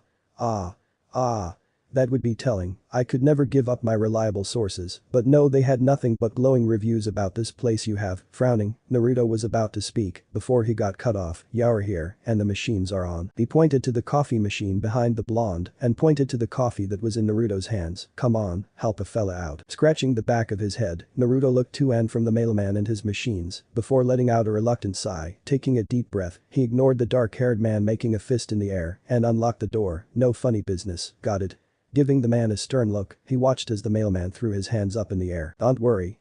I come in peace and all that good stuff. Cross my heart. He made a little motion with his hands over his chest. He'll be gone before you know it. Right. Rubbing his eyes and looking at the man suspiciously, Naruto gave a short nod and led Hermes to the counter. His gut was telling him this guy was trouble. Something about the guy screamed prankster. He would know, being one himself. Handing Hermes a menu, the blonde leaned against the counter as he unwrapped his paper cups from their box and picked one out for use. Take a look and tell me what takes your fancy. I'll let you know if it's currently available or not. You got it. Naruto made a motion and poked his head through the door leading to the kitchen, giving his clones a subtle sign not to come out. He didn't need a mailman catching his clones at work, nor did he want to explain why there were dozens of himself. Nice place you have here. Thanks, the blonde replied. How long have you been open? Not long, the blonde admitted, about 2 months. I opened up before the Christmas period started, kept me busy and gave this place the boost it needed, but it got crazy busy and hectic some days. I sometimes wondered if I made a mistake. Hermes nodded. I bet, Christmas is always the worst when you're in our line of work, delivering goods to the people of the world in whatever form that takes. Glancing across the menu, Hermes whistled, an appraising and dubious look on his face. Wow, Aphrodite wasn't kidding when she said this menu was varied. There was something of everything in here. The Olympian would admit he wasn't one to visit cafes often, they were more his sister's kind of thing or his aunt's, like his brothers. He preferred bars or nightclubs since he picked up most of his hookup from them, though he enjoyed an occasional beer or two to go with the night. I need something to keep me awake for the rest of the day. Not knowing much apart from the standard caffeine-based beverages, Hermes eyed the drink in Naruto's hand. What do you have? Oh, this. Naruto took a small swig of his drink. It's a Spanish latte. Curiosity piquing, Hermes leaned on the tabletop. Is it any different from a regular latte? To answer his question, he received a waved hand in the middle of the air. It's more of an espresso-based drink with textured milk and condensed milk. It's sweeter than a latte, but not as much as a latte with flavored syrup, though I don't use sugar in my drink and instead use honey. Hermes nodded his head and liked the sound of everything he just heard. He'll take one of those. He especially liked the espresso part. That would do the trick in keeping him awake. Sure, do you want food to take with you? Hermes scratched the back of his head, looking indecisive. If you can't decide, I've got some lemon squares left over from the day before. They won't be fresh, but they'll still taste good. I can have them bagged up for you, free of charge since I made them the other day. The god's eyes lit up and a bright expression washed over his face. That would be great, thanks. No problem, take a seat and he'll bring them over. Watching as the blonde owner turned around and prepared his drink, Hermes spun around and headed for the closest stable. Maybe this place was alright after all, and everything Aphrodite was spouting on about wasn't just hot air. The mortal appeared decent enough, after all, who would give away lemon squares for free? No one had ever met, that's for sure, not to mention, if he could win over his male-hating sister, then the guy must be doing something right, though, watching as the mortal went to work, he understood why Aphrodite kept mentioning the handsome owner. If he'd won over the goddess of love, then Hermes could count down the days she inevitably invited him into her bed. Her two biggest weakness after all were chocolates and handsome mortals. This guy represented both, which meant he was as good as hers, and he didn't even know it, though. It could be hard with Athena and Artemis around. Both seemed equally as interested in the mortal, though for different reasons. As far as Hermes was concerned, he was staying out of any trouble those three might create. He thought back to the love goddess, then again, she does like a challenge, he thought, leaning on the table and resting his head against his arms. I wonder if I should start a betting pool. 100 drachmas maybe. He would have to look into this some more when he wasn't feeling as tired. Sighing and rubbing his face as he waited for his order, Hermes shut his eyes and let his body relax. It was only for a minute. His schedule was getting busier by the minute and spent all last night going from state to state. He earned this much, granted, gods didn't need as much sleep as mortals did and could theoretically remain awake for greater lengths of times, sometimes days, and possibly even weeks depending on the god. However, he was reaching his limit. He just needed a moment to relax. After a few minutes passed, Naruto finished the drink, capping the top with a plastic lid and adding a paper sleeve to the takeaway cup. Alright, that's your drink. Give me a moment and I'll bag up those lemon squares I promised. You alive back there? Z. Stopping mid-step, Naruto glanced up from the drink and his jaw dropped when he looked over at the table the mailman sat behind. You have to be kidding me. The Olympian had his face slumped against his arms, eyes covered by his forearm and mouth hanging wide open, causing loud snores and gargles to come out. A foot twitched against a leg of the chair and his nose wrinkled. The blonde couldn't believe what he was seeing. Was this guy serious? He wasn't running a bed and breakfast. Marching over, Naruto initially gave Hermes a subtle shake to jolt him into consciousness. He whispered for him to wake up, but Hermes merely turned his head. When that failed, he shook him harder, adding some extra force into the shakes. When that also failed, he started throttling the guy, shaking him like a rag doll. Wake up, damn it. Despite Naruto practically throwing the guy around back and forth in his seat, the guy wouldn't wake up as he slumped back down on the table. The guy must have been the heaviest sleeper had ever seen. How heavy of a sleeper is he? This is ridiculous. He contemplated driving his fist into the back of his skull, reminiscent of Sakura waking him up during their Team 7 days, though, he decided against it. It's not like this guy can't take the hit, he thought, standing back up and narrowing his eyes at the sleeping Olympian. I wasn't sure at first, but his energy matches those three women, he hides it well, and you'd think he was just an ordinary mailman, but he isn't. He acted normally around those women for the simple reason that they gave him no reason to be on guard with them. The blonde shinobi didn't say anything, staring at Hermes as the man's face twitched in his sleep. A smirk grew on his face and started cracking his neck and knuckles. If the guy wanted to fall asleep and leave himself open in such a manner, then that was his business. He was the one who knocked on his door before he was open, had been lenient, and let the guy in. But now the mailman had the guts to fall asleep as he was about to send him off with free lemon squares. This guy didn't know he was in the presence of Konoha's prankster king. Deep down in his heart, Naruto was still a prankster, and always would be. Seeing a prime opportunity in front of him, he couldn't resist. It got him thinking, when was the last time he pulled a prank on someone? Surely it wasn't as long as he was picturing, over a decade maybe. Either way, he needed to shake the rust from his mind. He wasn't sure how long he had, but but he wasn't going to let this chance slip his grasp. "Buddy, you don't understand what kind of a mistake you've made." 20 minutes later, Naruto stifled a laugh as he looked at his handiwork. With more time, he could have created something more elaborate, but sadly, he had to make use of his more childish side. Gods, he felt like a teenager from the modern world, laughing at something so mundane and perfectly natural. Teenagers found the silliest of things funny these days, but once again, humor was one of the many things that changed over the years. It was all sex jokes and penis references these days. Oh well, at least, this will teach him. Creating one more clone, he watched as the clone moved behind the sleeping god, crouched down and extended his index and middle finger until they were inches away from Hermes derriere. A subtle nod from the original made the clone whisper, "Lightning release." Two-finger jolt. The result was instant. 1 second, Hermes was peacefully sleeping away with his head in his arms, and the next, he was 5 feet in the air, his eyes wide as his hands fell to his bottom. As a sharp pain radiated from his left cheek, the clone quickly disappeared as Hermes landed on his feet. "Hey. You're awake." Hermes heard, turning around and facing the counter, where the original Naruto was waiting with a drink in one hand and a paper bag in the other. "You were really out of it. I tried to wake you, but you're one of the heaviest sleepers I've ever seen. I wondered if you died for a moment." "Why, I fell asleep." The god rubbed his eyes, blinking the sleep out of them. When his eyes landed on the clock behind the counter, he went as pale as a ghost. Wait a minute. How long have I been asleep?" "About 20 minutes, maybe 25. "Oh, no, no, no." Hermes ran a hand through his hair while the other grabbed his phone out of his pocket. He scrolled through his delivery list and felt his earlier stress return with a vengeance. There were half a dozen more orders, and they were all over the world. This was going to take him all morning and into the afternoon. I'm so screwed. As he headed for the door in a half jog, a cough caught his attention. Naruto stood looking at him with a knowing look, shaking the paper cup and bag at him. "Aren't you forgetting something?" "Oh, right." Running back and taking his order, Hermes placed some mortal money on the table for the drink before bolting and throwing the door open. "Thanks again."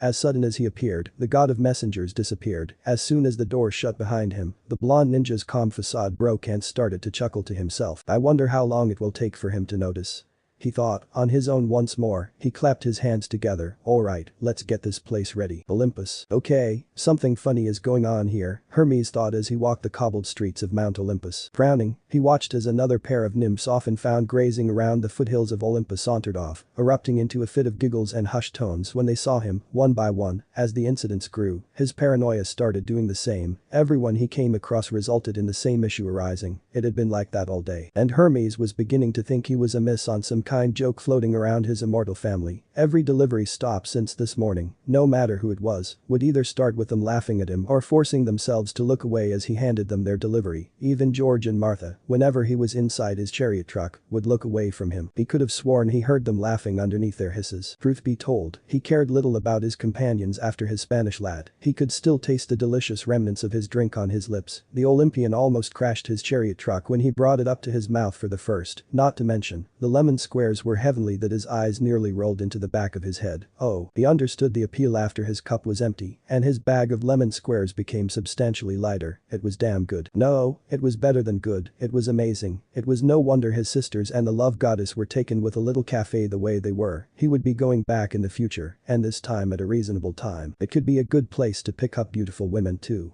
Desiring nothing more than the rest had deservedly earned, he headed in the direction of his temple, located on the eastern side of Olympus. As he closed in on his home, Hermes spied a cloaked figure coming from the opposite direction. His smile grew as the scent of toasted marshmallows and wood smoke danced around his nose and grew stronger the closer the figure got. There was only one person on Olympus who carried that delicious scent, and Hestia. Hestia, the eldest of the gods and the firstborn child of Kronos and Re, was every bit as beautiful as her two younger sisters, carrying the sweet demeanor that earned her the love and respect from every resident on Olympus. Truthfully, she was desired by many on Olympus, and history had shown the suitors that offered themselves to her beauty. However, all were turned away. As Hestia remained true to her vow, woe to any man who dared force themselves upon the goddess of the hearth and would find themselves sent into the eternal darkness within Tartarus. "Hello?" Her voice broke halfway through his name, her eyes marginally widening. "Oh dear. Hermes, dear." His aunt's face softened, though a hint of annoyance laced her voice. "Have you been spending time with Ares again? Or did you run into Enyo?" He shook his head, not recently, I just got home from deliveries. He hadn't seen Ares all week, the god of war had disappeared off into the mortal world with Aphrodite again, likely on one of their so-called getaways, and the pair likely won't be back for another week or so. Enyo, on the other hand, hadn't been seen in years, his wayward older sister didn't visit much, primarily due to the estrangement between her and her parents. I see, Hermes watched as a mirror was conjured in his aunt's hand, have you looked in the mirror recently? Shaking his head, his aunt held the mirror up to his face, and Hermes couldn't stop his jaw from dropping. What the hell? A shocked gasp erupted from his body and caught himself leaning closer to the mirror, his hand reaching up and touching his forehead. Aunt Hestia. Yes, Hermes? Why is there a penis drawn on my face? His aunt's smile never faltered. I don't know, Hermes, I was hoping you would fill me in. I'm equally as confused as you are. Hermes got a sense his good-natured aunt was trying her best not to laugh at his current predicament. The way the edges of her mouth twitched and the way her idle hand tugged at the hems of her sleeves were a telltale sign. It wasn't hard for the Olympian to determine who defaced his face. There was only one moment in the day where he could say he was unaware of his surroundings. How had he not noticed? It was over 12 hours later. Had been walking around with a penis drawn on his face the whole day. It was no wonder people couldn't keep a straight face when they saw him, even Hestia looked ready to bust a gut in hysterics. That asshole barista did this to me. The image of Naruto appeared in his mind, and Hermes couldn't stop his eyes from blazing with godly energy. No wonder he seemed in such a good mood when he woke up. His aunt's eyebrows raised. Barista. He threw his hands in the air, the one Aphrodite keeps talking about. He stomped away, snapping his fingers and making the ink-drawn penis disappear from his forehead. If he thinks he got one over on me, then Hess got another thing coming. Doesn't he know who I am?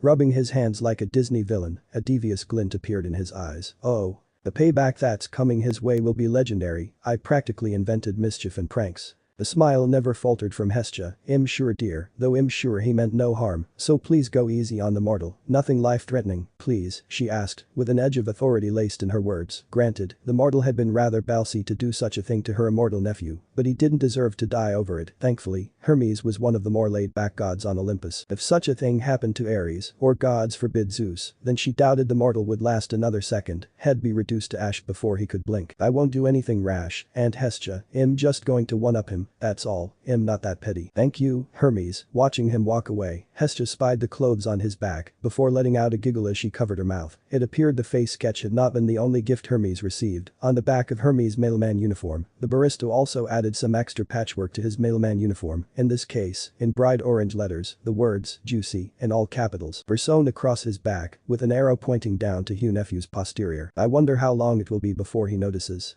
Hestia muttered to herself, watching her nephew march away before continuing down the path, the odd giggle escaping her lips throughout the rest of her day. Okay, I've got 3 coffees for the 3 of you, Naruto spoke cheerfully, lowering his tray close to the table as he placed the 3 cups of steaming coffee next to his waiting customers. I'm sorry for the wait, it's been a little hectic in here this past hour. That's okay, we don't mind.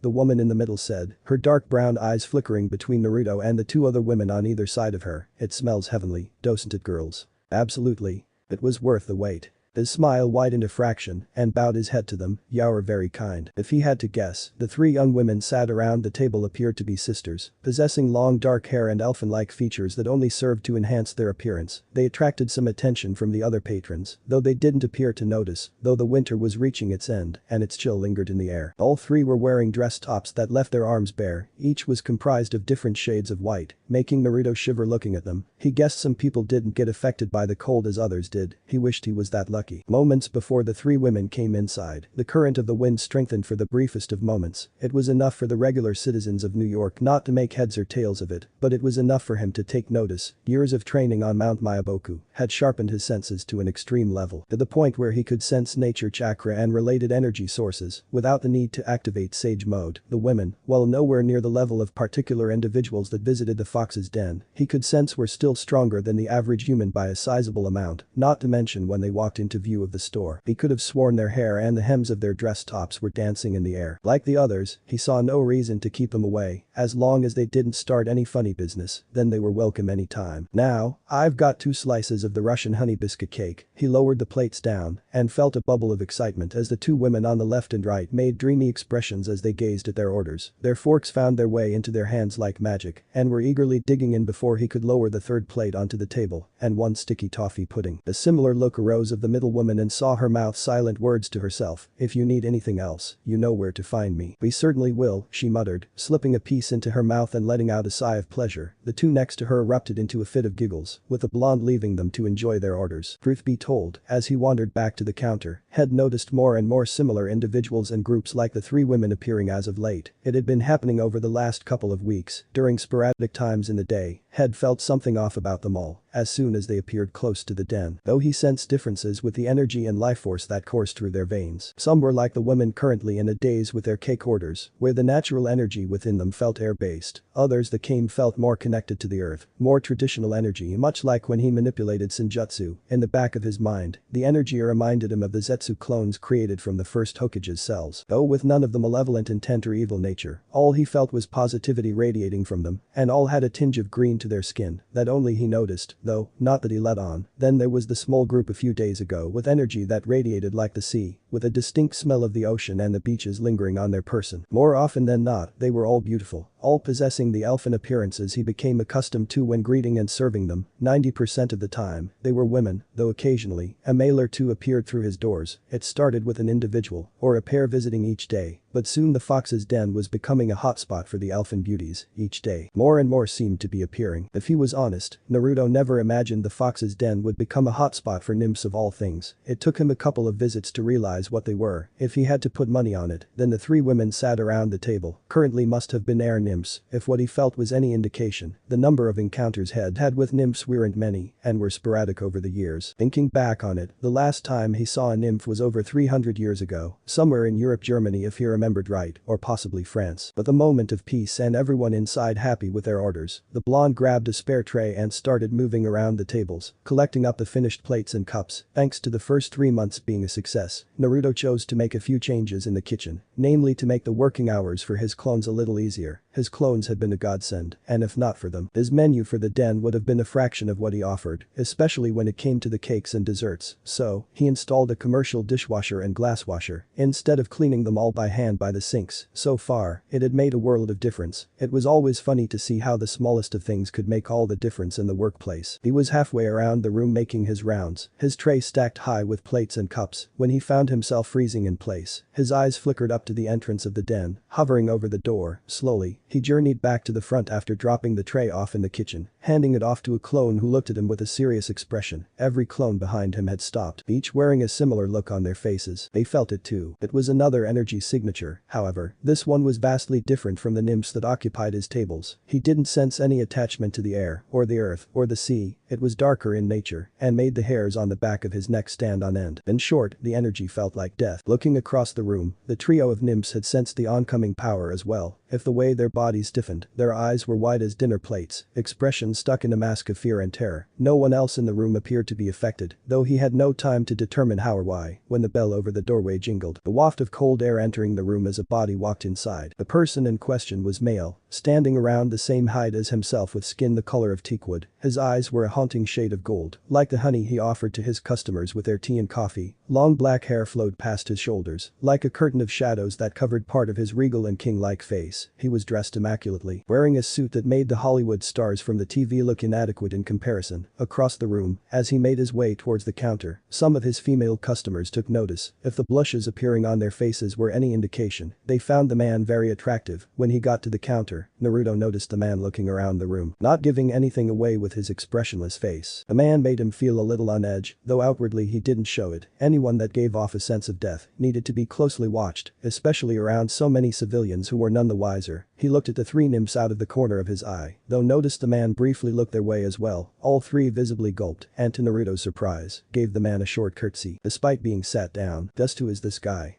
He thought, before putting on a smile. Welcome to the fox's den, Naruto welcomed, ending the silence and catching the man's attention. As he did with every customer, he took out a menu and offered it to the finely dressed man. However, unlike everyone else that walked through his doors, the man didn't take the menu. Instead, he stared at Naruto, then looked in the glass cabinet, where many of the den's cakes were presented to the public, and then back at the blonde. Are you the owner of this establishment?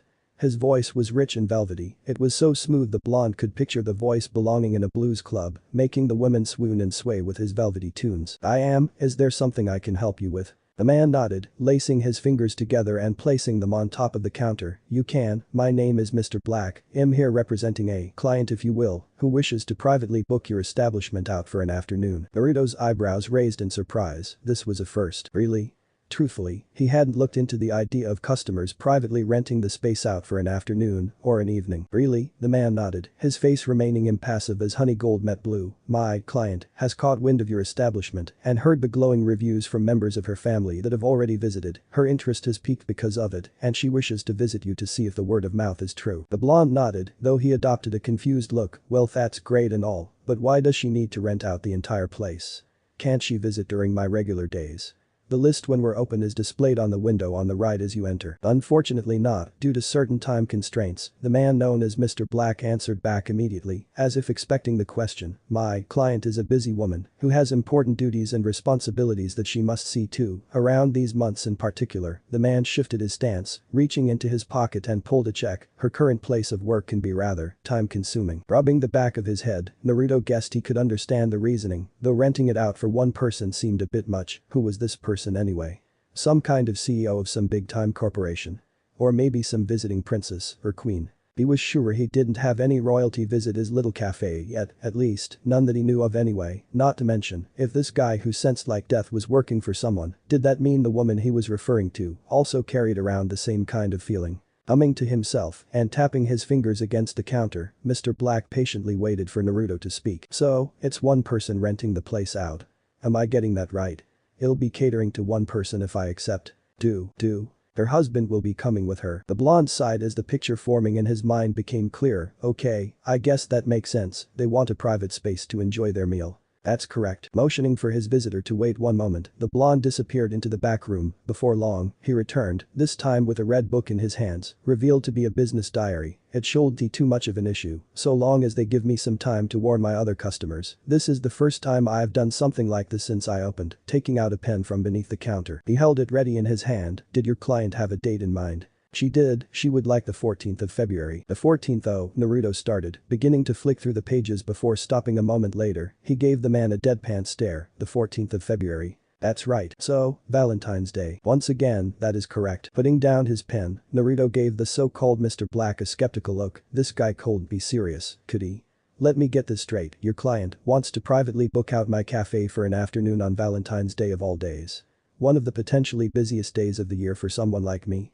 Which also happens to be tomorrow. The blonde shinobi felt like wringing the guy's neck when he nodded. That's right, hence why I was given this. He held up the hand with the check still resting in his grasp and placed it down on the counter. My client is the understanding kind, and to compensate you for your time and willingness to accept under short notice, I was permitted to offer you a blank check. Naruto blinked in surprise and tilted his head when he stared down at the check. True to Mr. Black's words, the part of the check that displayed the amount of money was blank of any writing, while a very neatly written signature was present in the bottom corner. Your client is serious about this, huh? She is a lady of taste and is not the type who visits the average establishment. For her to come to your business and bring her husband with her is a great honor. The blonde noticed the way the smartly dressed man enforced the last part of his sentence. So, I can write any amount on here? The man nodded, so he further asked, I could write down something like $1 million, and that won't be an issue. Watching Mr. Black closely, the man pushed a lock of stray hair out of his face, his gold eyes boring into his own with something akin to amusement. Mr. Uzumaki. Naruto nodded and let the man continue. All I will say is that money is of no issue to my clients. Name your price, and I shall inform my client you will be expecting them tomorrow without delay. The blonde shinobi couldn't help but whistle, both in amazement and amusement. Whoever they were, they must have pockets that ran deep into the earth if they could throw around words like that. Rubbing his chin as he let the information sink in, he ignored Mr. Black's expressionless stare as the man waited for a response. The blonde shinobi of old wasn't worried when it came to money. Not in the slightest. Over the years of his existence, Naruto had done the smart thing and kept a little nest egg to the side that over time began to grow and grow. It was the side effects of becoming a responsible adult. When his decision to come to New York and set up shop was decided, he dipped into that nest egg and got everything he would need with it. His home, the fox's den, all the appliances and furniture, not to mention all his ingredients. If he was honest, when everything was added up, it hadn't broken the tip of the iceberg of the fortune he was sitting on. He rarely touched it and had it all hidden away in a location only he was aware of. Everything he made from the fox's den went into a bank account he set up before arriving, he cold looked too suspicious. Then again, I am running a business and that's a whole afternoon of revenue not coming my way, $1 million is too much, even if their pockets are too deep to make sense of. He didn't want to appear too greedy, but if they were offering a chance to fill his wallet then why not, he won't go too overboard. $10,000 and you have yourself a deal, seemed like a fair ask. Hiding his surprise, he watched as Mr. Black didn't bat an eyelash and pulled out a fancy-looking Montblanc fountain pen from his inside pocket. Is that made of real gold? How fancy are these people? Scribbling the amount on the check, Mr. Black looked him dead in the eye, the check being offered to the blonde barista. Taking it and giving it a once-over, Naruto smirked at Mr. Black. I hope this doesn't bounce, that would be embarrassing after everything the man just told him. Mr. Black didn't react, he remained completely stone-faced as he replied, trust me, Mr. Uzumaki, it won't. If you say so, glancing at the name written on the check, he rose an eyebrow, Mrs. P. Underhill. Might I inquire what her first name is?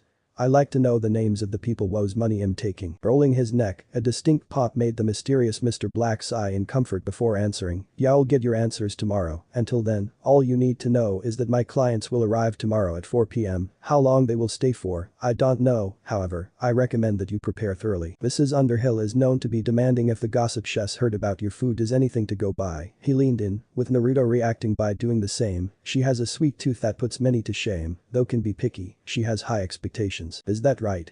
Naruto rubbed his chin, a thoughtful expression sweeping over him. If she had high expectations, then he would need to pull a few rabbits out of his hat. As confident as he was that his menu would knock their socks off, he could prepare some specials dishes for his guests. If they were willing to part with $10,000, then he was going to give them their money's worth. A couple of ideas were floating around, he could have a lot of fun with this. He had a few dishes in the pipeline he could test out tomorrow. Are there any dietary restrictions I should know about? None. Any preferences I should know about? Again, Mr. Black shook his head. Well, that made things easy. Alright then, in that case, you have yourself a deal. The blonde extended his hand to the man. Tell Mr. and Mrs. Underhill I'll have some specials whipped up just for them. I'll make sure they get their money's worth. It took a few moments of silence before Mr. Black reciprocated. The man had a firm handshake, and Naruto couldn't help noticing how cold the man's hands were. They felt like ice cubes. I'll pass on the message. Nodding, the blonde pocketed the check. Before the man left, he spoke up again. Can I get you anything before you go? Mr. Black was prepared to turn around and leave at a moment's notice, but he couldn't deny the smell radiating from the fox's den was heavenly. He looked across the room, ignoring the shivering forms of the nymphs, and looks at what some of the mortals were eating and drinking. He hadn't visited a cafe in the mortal world in decades. His eyes flickered to the cabinet with the cakes, zeroing in on the chocolate cake to the far left. His tongue licked the edge of his mouth. That looks good. Straightening his tie, his voice was low, almost a whisper. I'll take a slice of the chocolate cake to go, and a regular coffee with no sugar. Coming right up.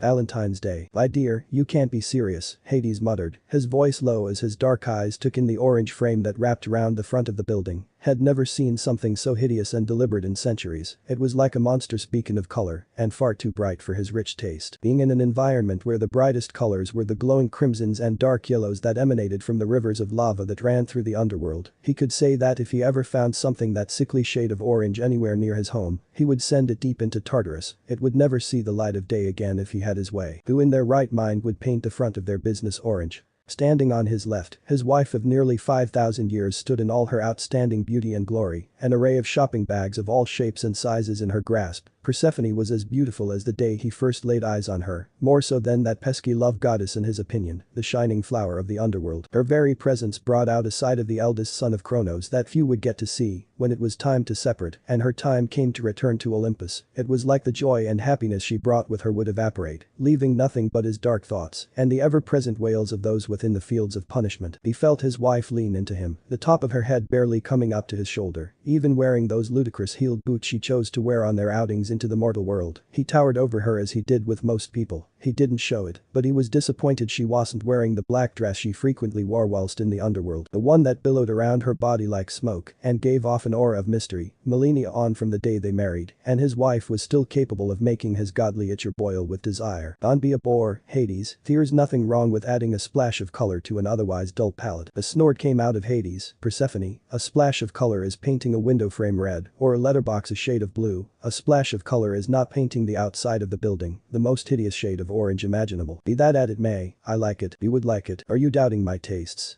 Never, my dear, I'm merely showing how different our color preferences are. Dressed in one of his finest suits for their day in the mortal world, the god of the underworld hadn't been able to hide his skepticism when his wife informed him of their plans for Valentine's Day. If the elder god was honest, he didn't see the point in Valentine's Day. It was a silly little mortal holiday that used that dreadful son of Aphrodite and Ares as the mascot. The love goddess was bad enough on the rare occasion that he came into contact with her, but her son was equally as bad. The only difference between them was Aphrodite knew where the line was when it came to her Olympian family. Eros, on the other hand, had a habit of forgetting the line existed, being one of the few gods who could strike genuine fear into the hearts of an Olympian like Zeus, Demeter and Hera, thanks to the powers endowed to him by Aphrodite. Hades always kept one eye open, should he discover Eros was nearby and in the neighborhood, those love-enforced arrows of his could do more harm than good, by some divine miracle. The son of Aphrodite knew better than to pick a fight with him, though he couldn't deny a piece of him wished the little pigeon-winged cherub would give it a try. Oh, the satisfaction he would get from beating that little annoyance into Tartarus would be legendary. Back to the point of Valentine's Day, Hades didn't understand why he needed to show his wife how much he loved her on this one particular day. During the 6 months of the year that Persephone was in his embrace, he tried to show her every day how much he loved her. Granted, there were missteps along the way, and their time together had been a learning experience for both of them. His undeserving black heart did love his queen and wife to Tartarus and back, he didn't need a silly holiday to show it in excess. Well, shall we go in?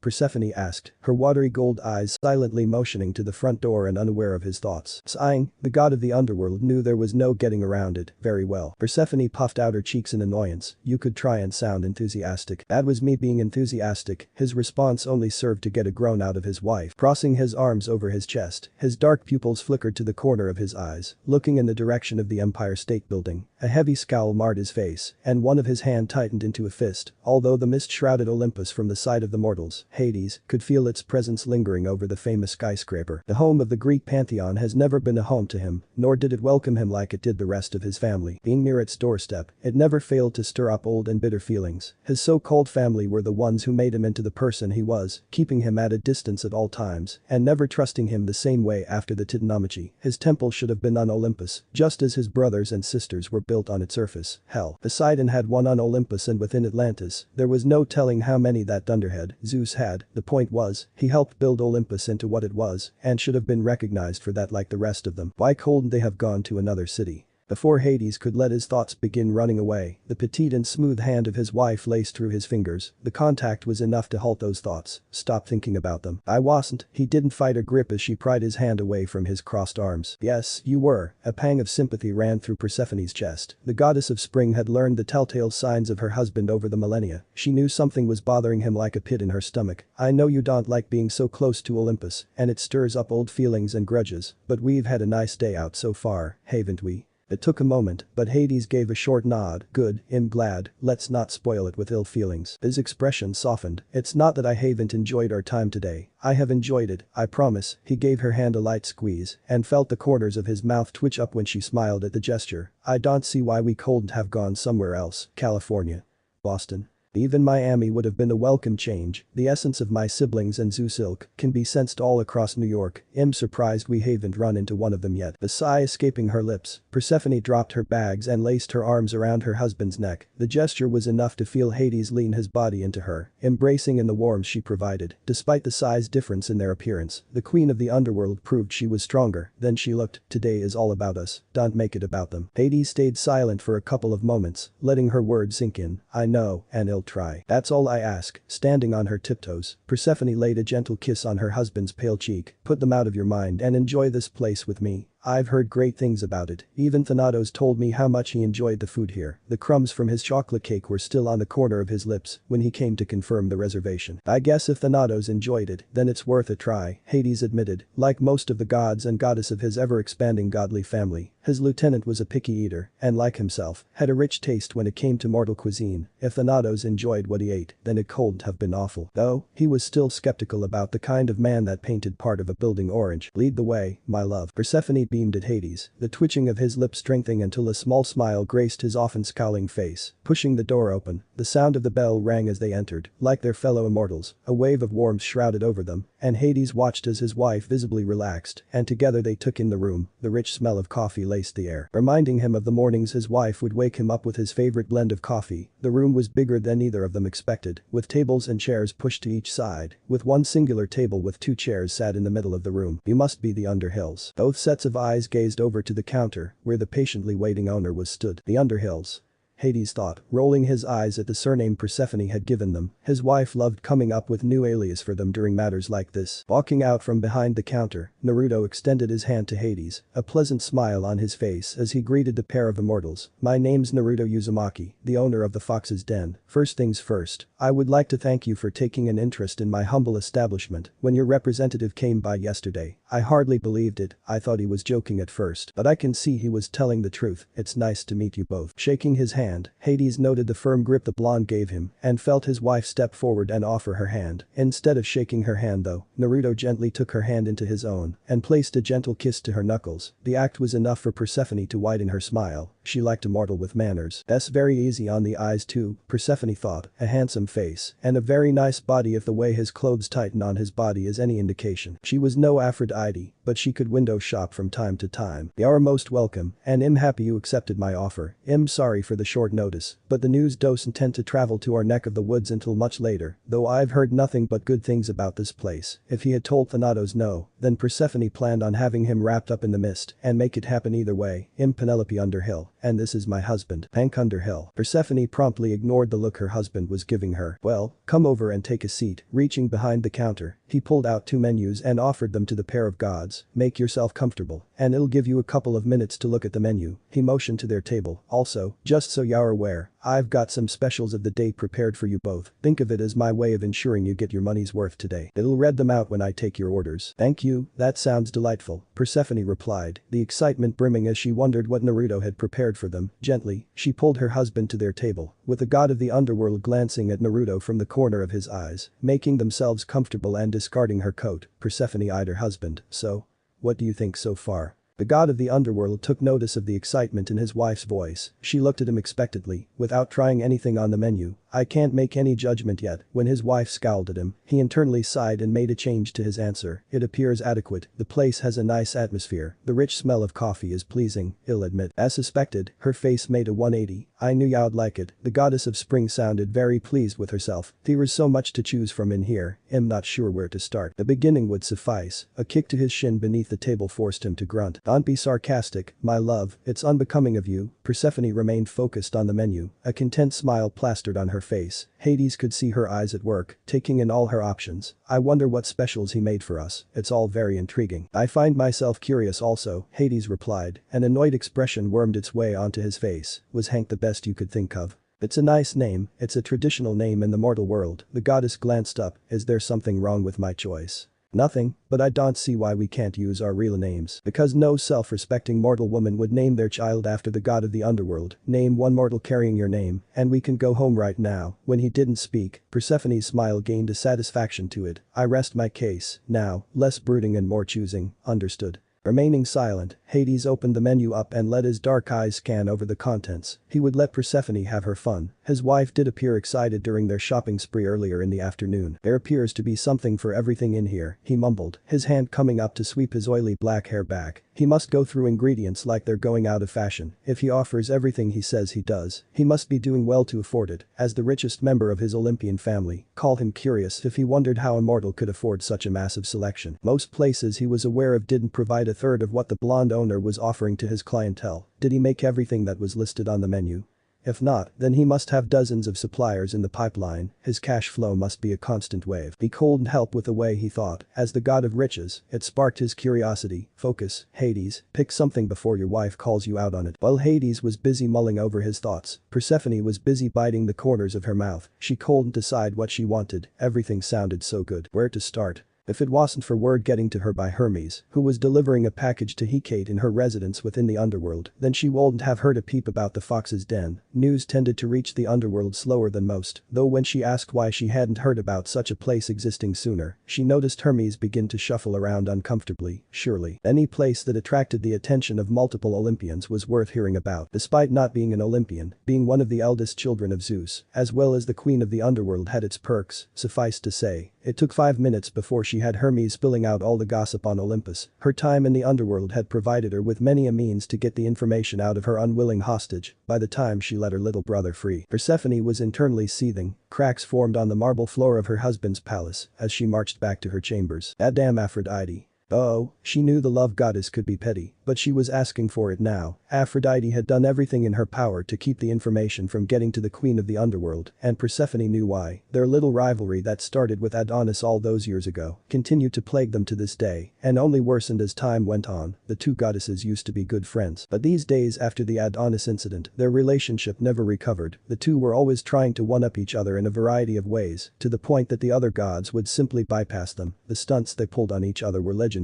However, when one of her mother's servants informed her by iris message that the love goddess planned to visit and spend the evening at the fox's den with the owner's scrumptious treats, the goddess of spring couldn't help but throw a wrench in her plans. Valentine's Day was a big day for Aphrodite, and Persephone couldn't help but grin at the satisfaction of denying the love goddess of what she desired, even if it was for only one day. She couldn't sense the love goddess's essence anywhere near the fox's den, which meant she hadn't stopped by yet. The look on her face would be priceless. When 5 minutes passed, the two gods felt their host appear next to them, his notebook and pen in hand, as he gave them a polite smile. "So, before I take your orders, would you like me to read out the specials for you?"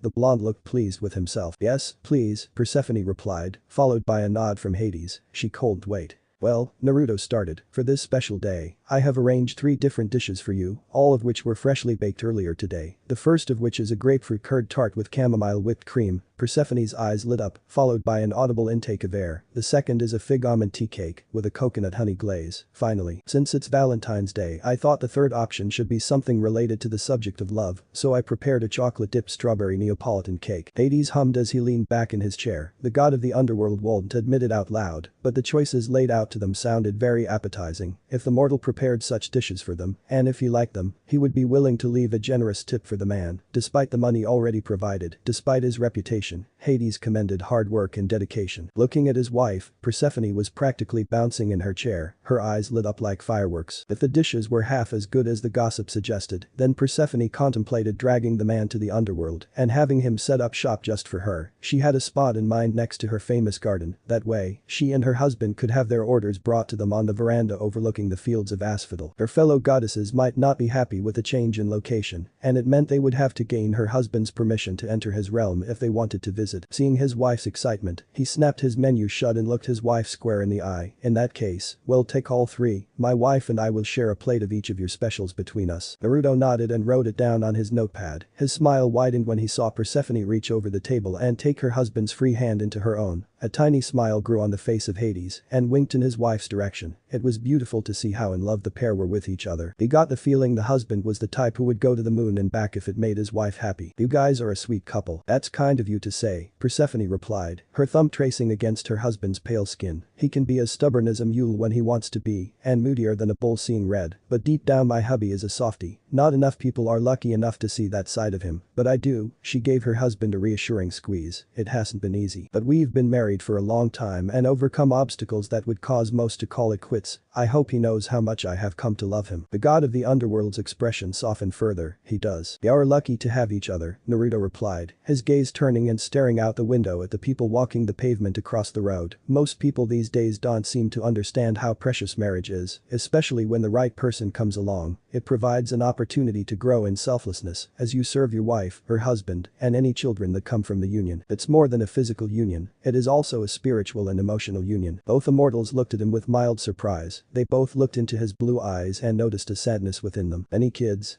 Both nodded. "A daughter," Hades quietly replied, still looking up at the blonde owner with an inquisitive stare. "That's nice. Are you married?"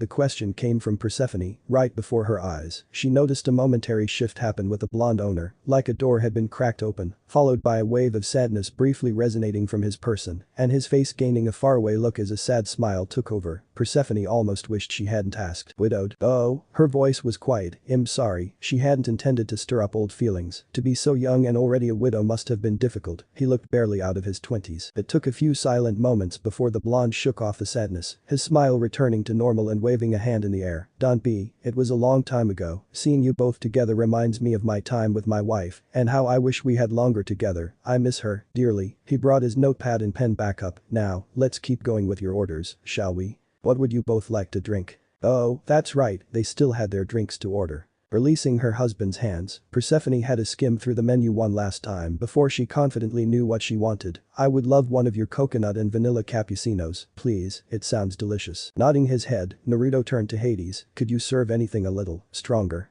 Hades asked. The hot drinks offered on the menu sounded good, but the elder god had a desire for something with an extra something in them. Stronger? In what way? Say with a little extra kick. Hades put some emphasis on the last part, and Persephone watched as an understanding occurred between the two men. Tapping his chin with his pen, Naruto made a humming sound. I get you, normally, I won't serve any alcohol in my drinks, which is why I haven't put any on the menu, although, I could make an exception given the private setting. Did you have something in mind? Perhaps an Irish coffee?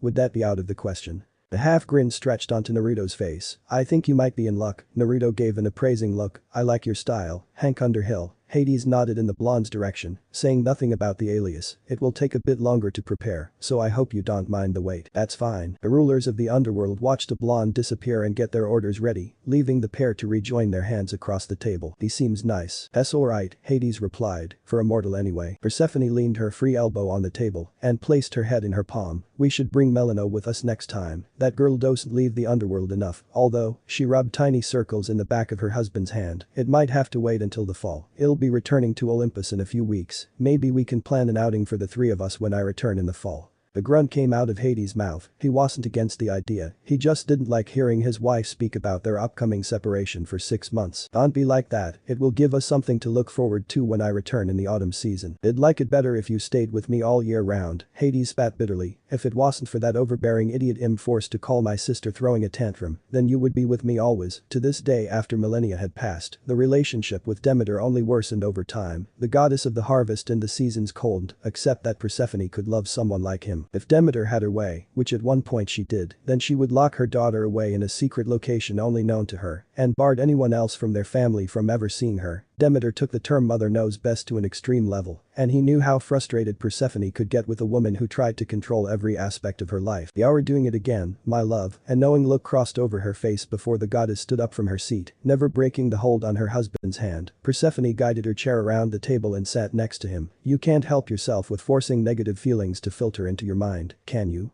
What am I going to do with you? You could stay with me and tell Demeter to fuck off back to the nearest wheat field, he replied, though regretted it when Persephone picked up a spoon and bobbed him on the forehead with it. Ow. You might not like her, but she is still my mother, no matter how overbearing she can be. It comes from a place of love. Leaning back in her chair, she crossed one leg over the other. If you're a good husband for the rest of today, and you don't allow any more negative thoughts to filter their way in, I might consider treating you later. Treating me? Reaching next to the table, Persephone pulled up one of her many shopping bags and gave it a shake in the air. While you were busy ogling one of the store's clerk's chest, she gave him a brief look, making Hades have the decency to gulp. He thought had been more discreet. I went and got a little something from the lingerie department. I thought I could wear it tonight. The lingerie department. Humming in confirmation, a coy smirk wove its way onto her face. Would you like me to wear them for you tonight? It comes with this little piece that leaves little to the imagination. Hands still together, Persephone could almost feel her husband's godly itcher begin to heat up at the thought. Would you like that, my love? Very much so. He'd be a fool not to follow her orders. Good, then no more negative thoughts and you might get to see it later. Very well, my queen. Small talk broke out between the pair, time passing quicker than either realized. Before long, Naruto returned to their table, smiling at the fact Persephone was sat beside her husband, and started by lowering their drinks onto the table. Both looked impressed with their drinks, noticing no spillage on the side of the cups, nor on the tiny plates they were settled on. The goddess of spring could smell the coconut radiating from her drink and let out a hum of delight the second her drink touched her lips. It was delicious. The coconut and the vanilla could be tasted evenly, and neither overpowered the other, it was perfectly balanced. Oh, that's amazing. She sunk into her husband's side without noticing Hades was still staring down at his drink. It looked good, and the smell of his Irish coffee was heavenly on his sense of smell, though, he would admit the heart that the blonde owner had decorated on the foam of his drink put him off. Don't think about it, just enjoy it, and you'll be rewarded when you get home. He was getting his treat. Bringing his drink up to his mouth, Hades found himself pleasantly surprised. It was good. No, it was better than good. It was incredible. It was so good that Hades checked whether any nectar had been added into the mix. It smelled like freshly baked cookies and tasted like dried fruits, orange peels and baking spices. It was light in body, but packed a powerful punch. What whiskey did you use? Sexton's single malt Irish whiskey, Naruto replied. I keep a bottle in the office. Sometimes after I close up for the evening, I'll take a glass with me while I clean up. I'm not much of a drinker, but I like a whiskey from time to time. Hades nodded and offered his wife a sip of his drink and appeared pleased when her mouth made a tiny O shape after taking a swig. It's good, huh? It's very good. The pair didn't wait long, and moments later, both were rendered awestruck as the plates of food were presented to them, though for Hades, awestruck was his eyebrows lifting, and his jaw hanging open a minuscule amount. Still, to get the reaction from the god of the underworld was a praiseworthy feat. The moody god rarely showed emotion in front of mortals. Persephone though was much more vocal, and let it be known. Oh my goodness.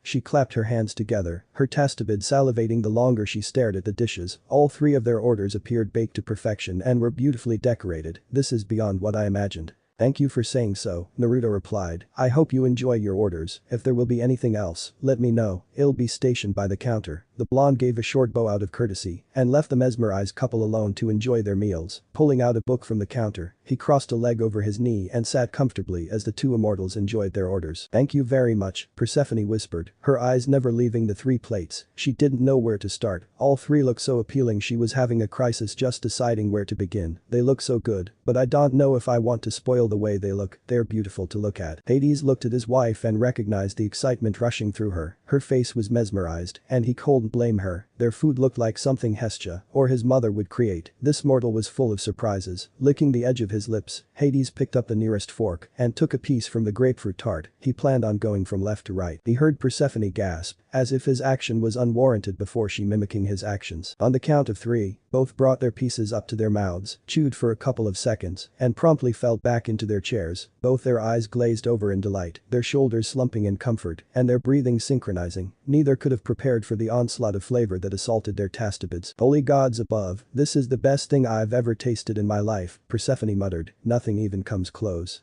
I'm sorry my love, but I think Hestia and your mother no longer hold the top spot anymore. She wasn't kidding. Gods and immortals were notoriously hard to please in almost every way one could imagine. For a mortal to be talented enough to render herself in such a state with food was unfathomable. My love.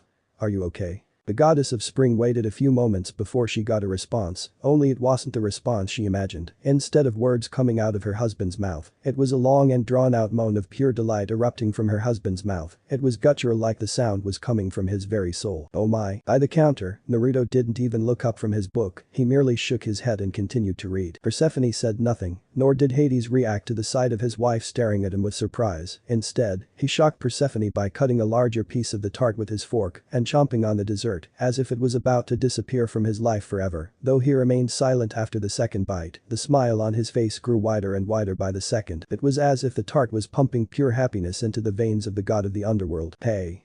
No fair. Stick to your half. Persephone pushed her shock aside and wrestled her husband's fork away from the tart. She wanted another piece too.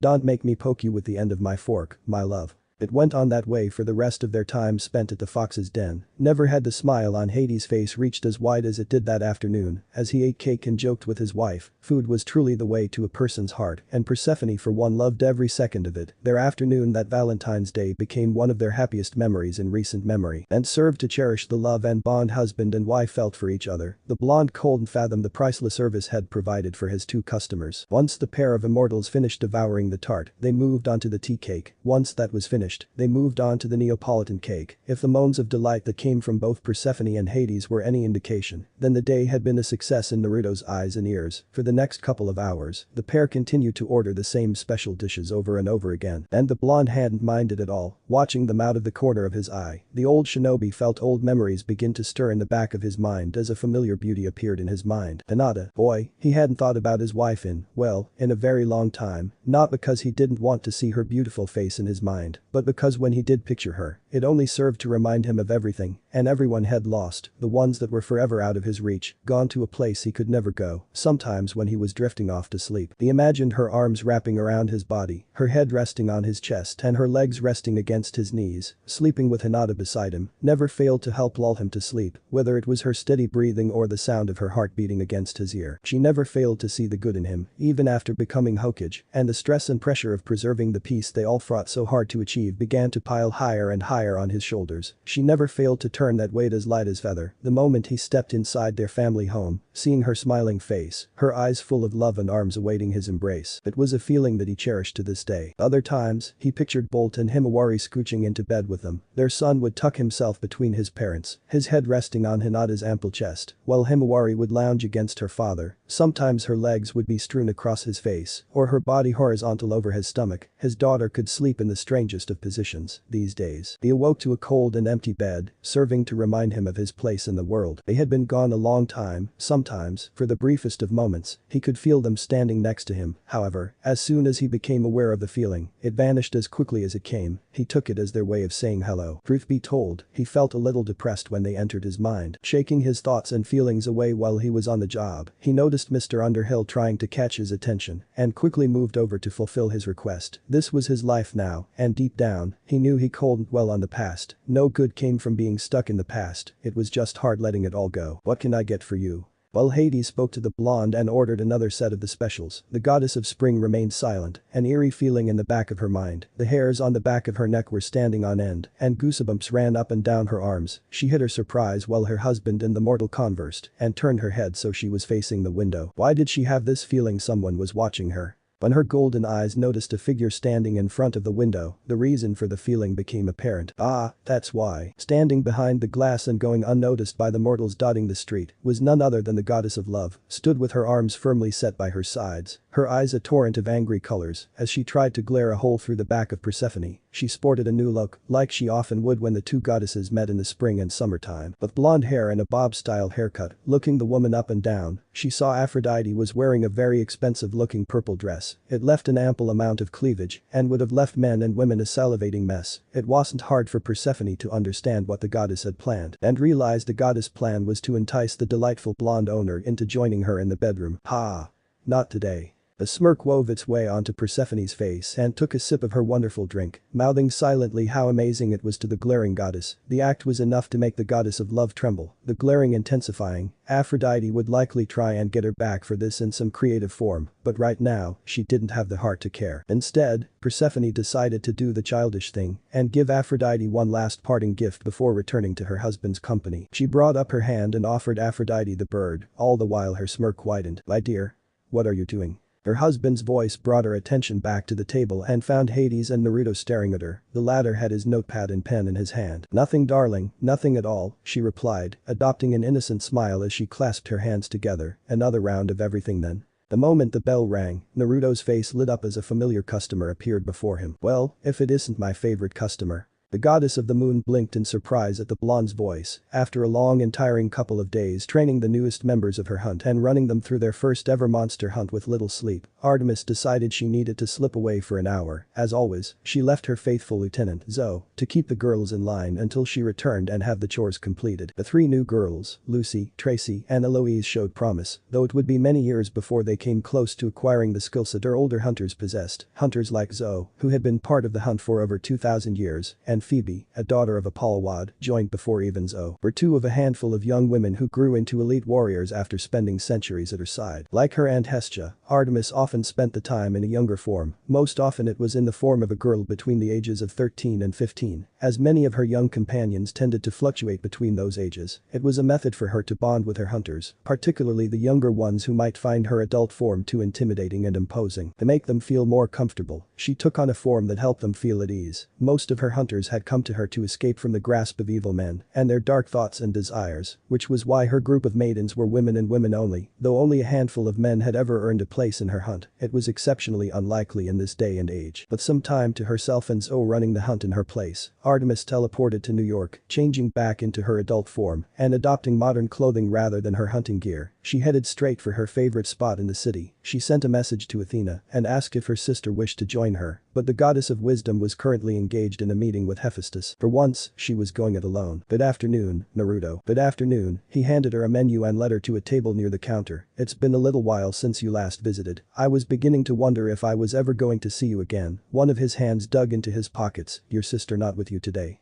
I've been busy of sorts these last few weeks, out of state, she explained. This is my first time back in the city in over a month. Her most recent hunts had taken her across the North American continent, hunting creatures and monsters big and small with the aid of her hunters. One of the aspects of hunting monsters she always found exhilarating was never knowing how long each hunt was going to take. Some hunts could take no longer than a couple of hours. Once, a hunt back in the 1400s took no longer than 5 minutes when they discovered the monster they were requested to track and destroy was no more than 300 yards up the dirt path from them. However, other times she participated in hunts that took years to complete, though time-consuming. The feeling of ending a hunt after such a long period was one of the most gratifying feelings a huntress like herself could have. And no, my sister was unavailable, though I'm sure she will stop by for a visit soon. I see, not to worry, I'll have to keep an eye out for her. He laughed. She always has the funniest reactions when she visits. Is it terrible of me to say it brightens my day when I catch her reactions from the corner of my eye? Artemis couldn't help but half grin at the statement. Truthfully, Athena's reactions during their visits tickled her funny bone as well. The first time with lemon curd still replayed over and over again in her mind, and while shocked the first time, now the Olympian found the scene hilarious. Athena had sworn her to secrecy over that incident, but it didn't mean she couldn't use it to tease the elder goddess. No, it's not, though I won't mention it to her, she advised, half serious and half in humor. My sister isn't the type who handles being embarrassed very well. I would be careful and not make your amusement too obvious. Understood, I'll try and be discreet. He could do that. He was a ninja after all. Discreet was his middle name. See that you do. Looking around the room, she noticed she was the only customer and forced a frown to etch over her beautiful features. Where was everyone else? She thought business was booming. The last time she was here, she and Athena had been lucky to get a table. If they arrived even a minute later, they would have been forced to leave disappointed. Where's all your customers? I thought the business was doing well. The idea that her favorite place wasn't getting the attention it deserved was ludicrous. A chuckle escaped Naruto. They were all here earlier. Her blank look coerced him to elaborate. It's Sunday, and I close at 2 on Sundays, remember? The goddess of the moon had let that piece of information slip her mind. I was moments away from closing up for the day before you came in. Artemis' eyes widened a fraction. How could I forget? She looked at the clock behind the counter and read 14:05. In her excitement, the Olympian forgot there was a 3-hour time difference between California and New York. How foolish of me. She fought the urge to fassip him. Her excitement had gotten the better of her, and the lack of sleep from the past couple of days was catching up with her. It'll go, my apologies for, she started to say, already on her feet when the blonde owner waved his hands in the air. Another chuckle escaped him. Don't worry about it. Sit down. Sit down. Are you sure? Artemis hated being needlessly in the way, as rare of an occurrence as it was. Very, now sit and make yourself comfortable, he replied, his voice laced with confidence. If any other male had spoken to her like that, then she would have turned his into a jackalope. However, since it was the blonde who she was developing more than a tolerance for, she would allow it. Though, he better not push his luck. She sat back down, her menu returning to her hands. Very well. But only because you insisted. Inwardly, she let out a sigh of relief. She had been looking forward to this all day. Her sweet tooth was craving for a slice of anything she could get her hands on. The stuff she ate with the hunt was decent, but it never left her fully satisfied, especially her need for sugary baked goods. Her hunters were novices at best when it came to cooking, despite trying in the past to have Hestia give them a few pointers. Smiling, he walked over to the door and switched the open sign to close. He didn't want any more walk-ins. So, what can I get you? He asked. He didn't bother with his notepad and pen. He already had an idea what the auburn-haired woman was going to order. Vice versa, Artemis looked at him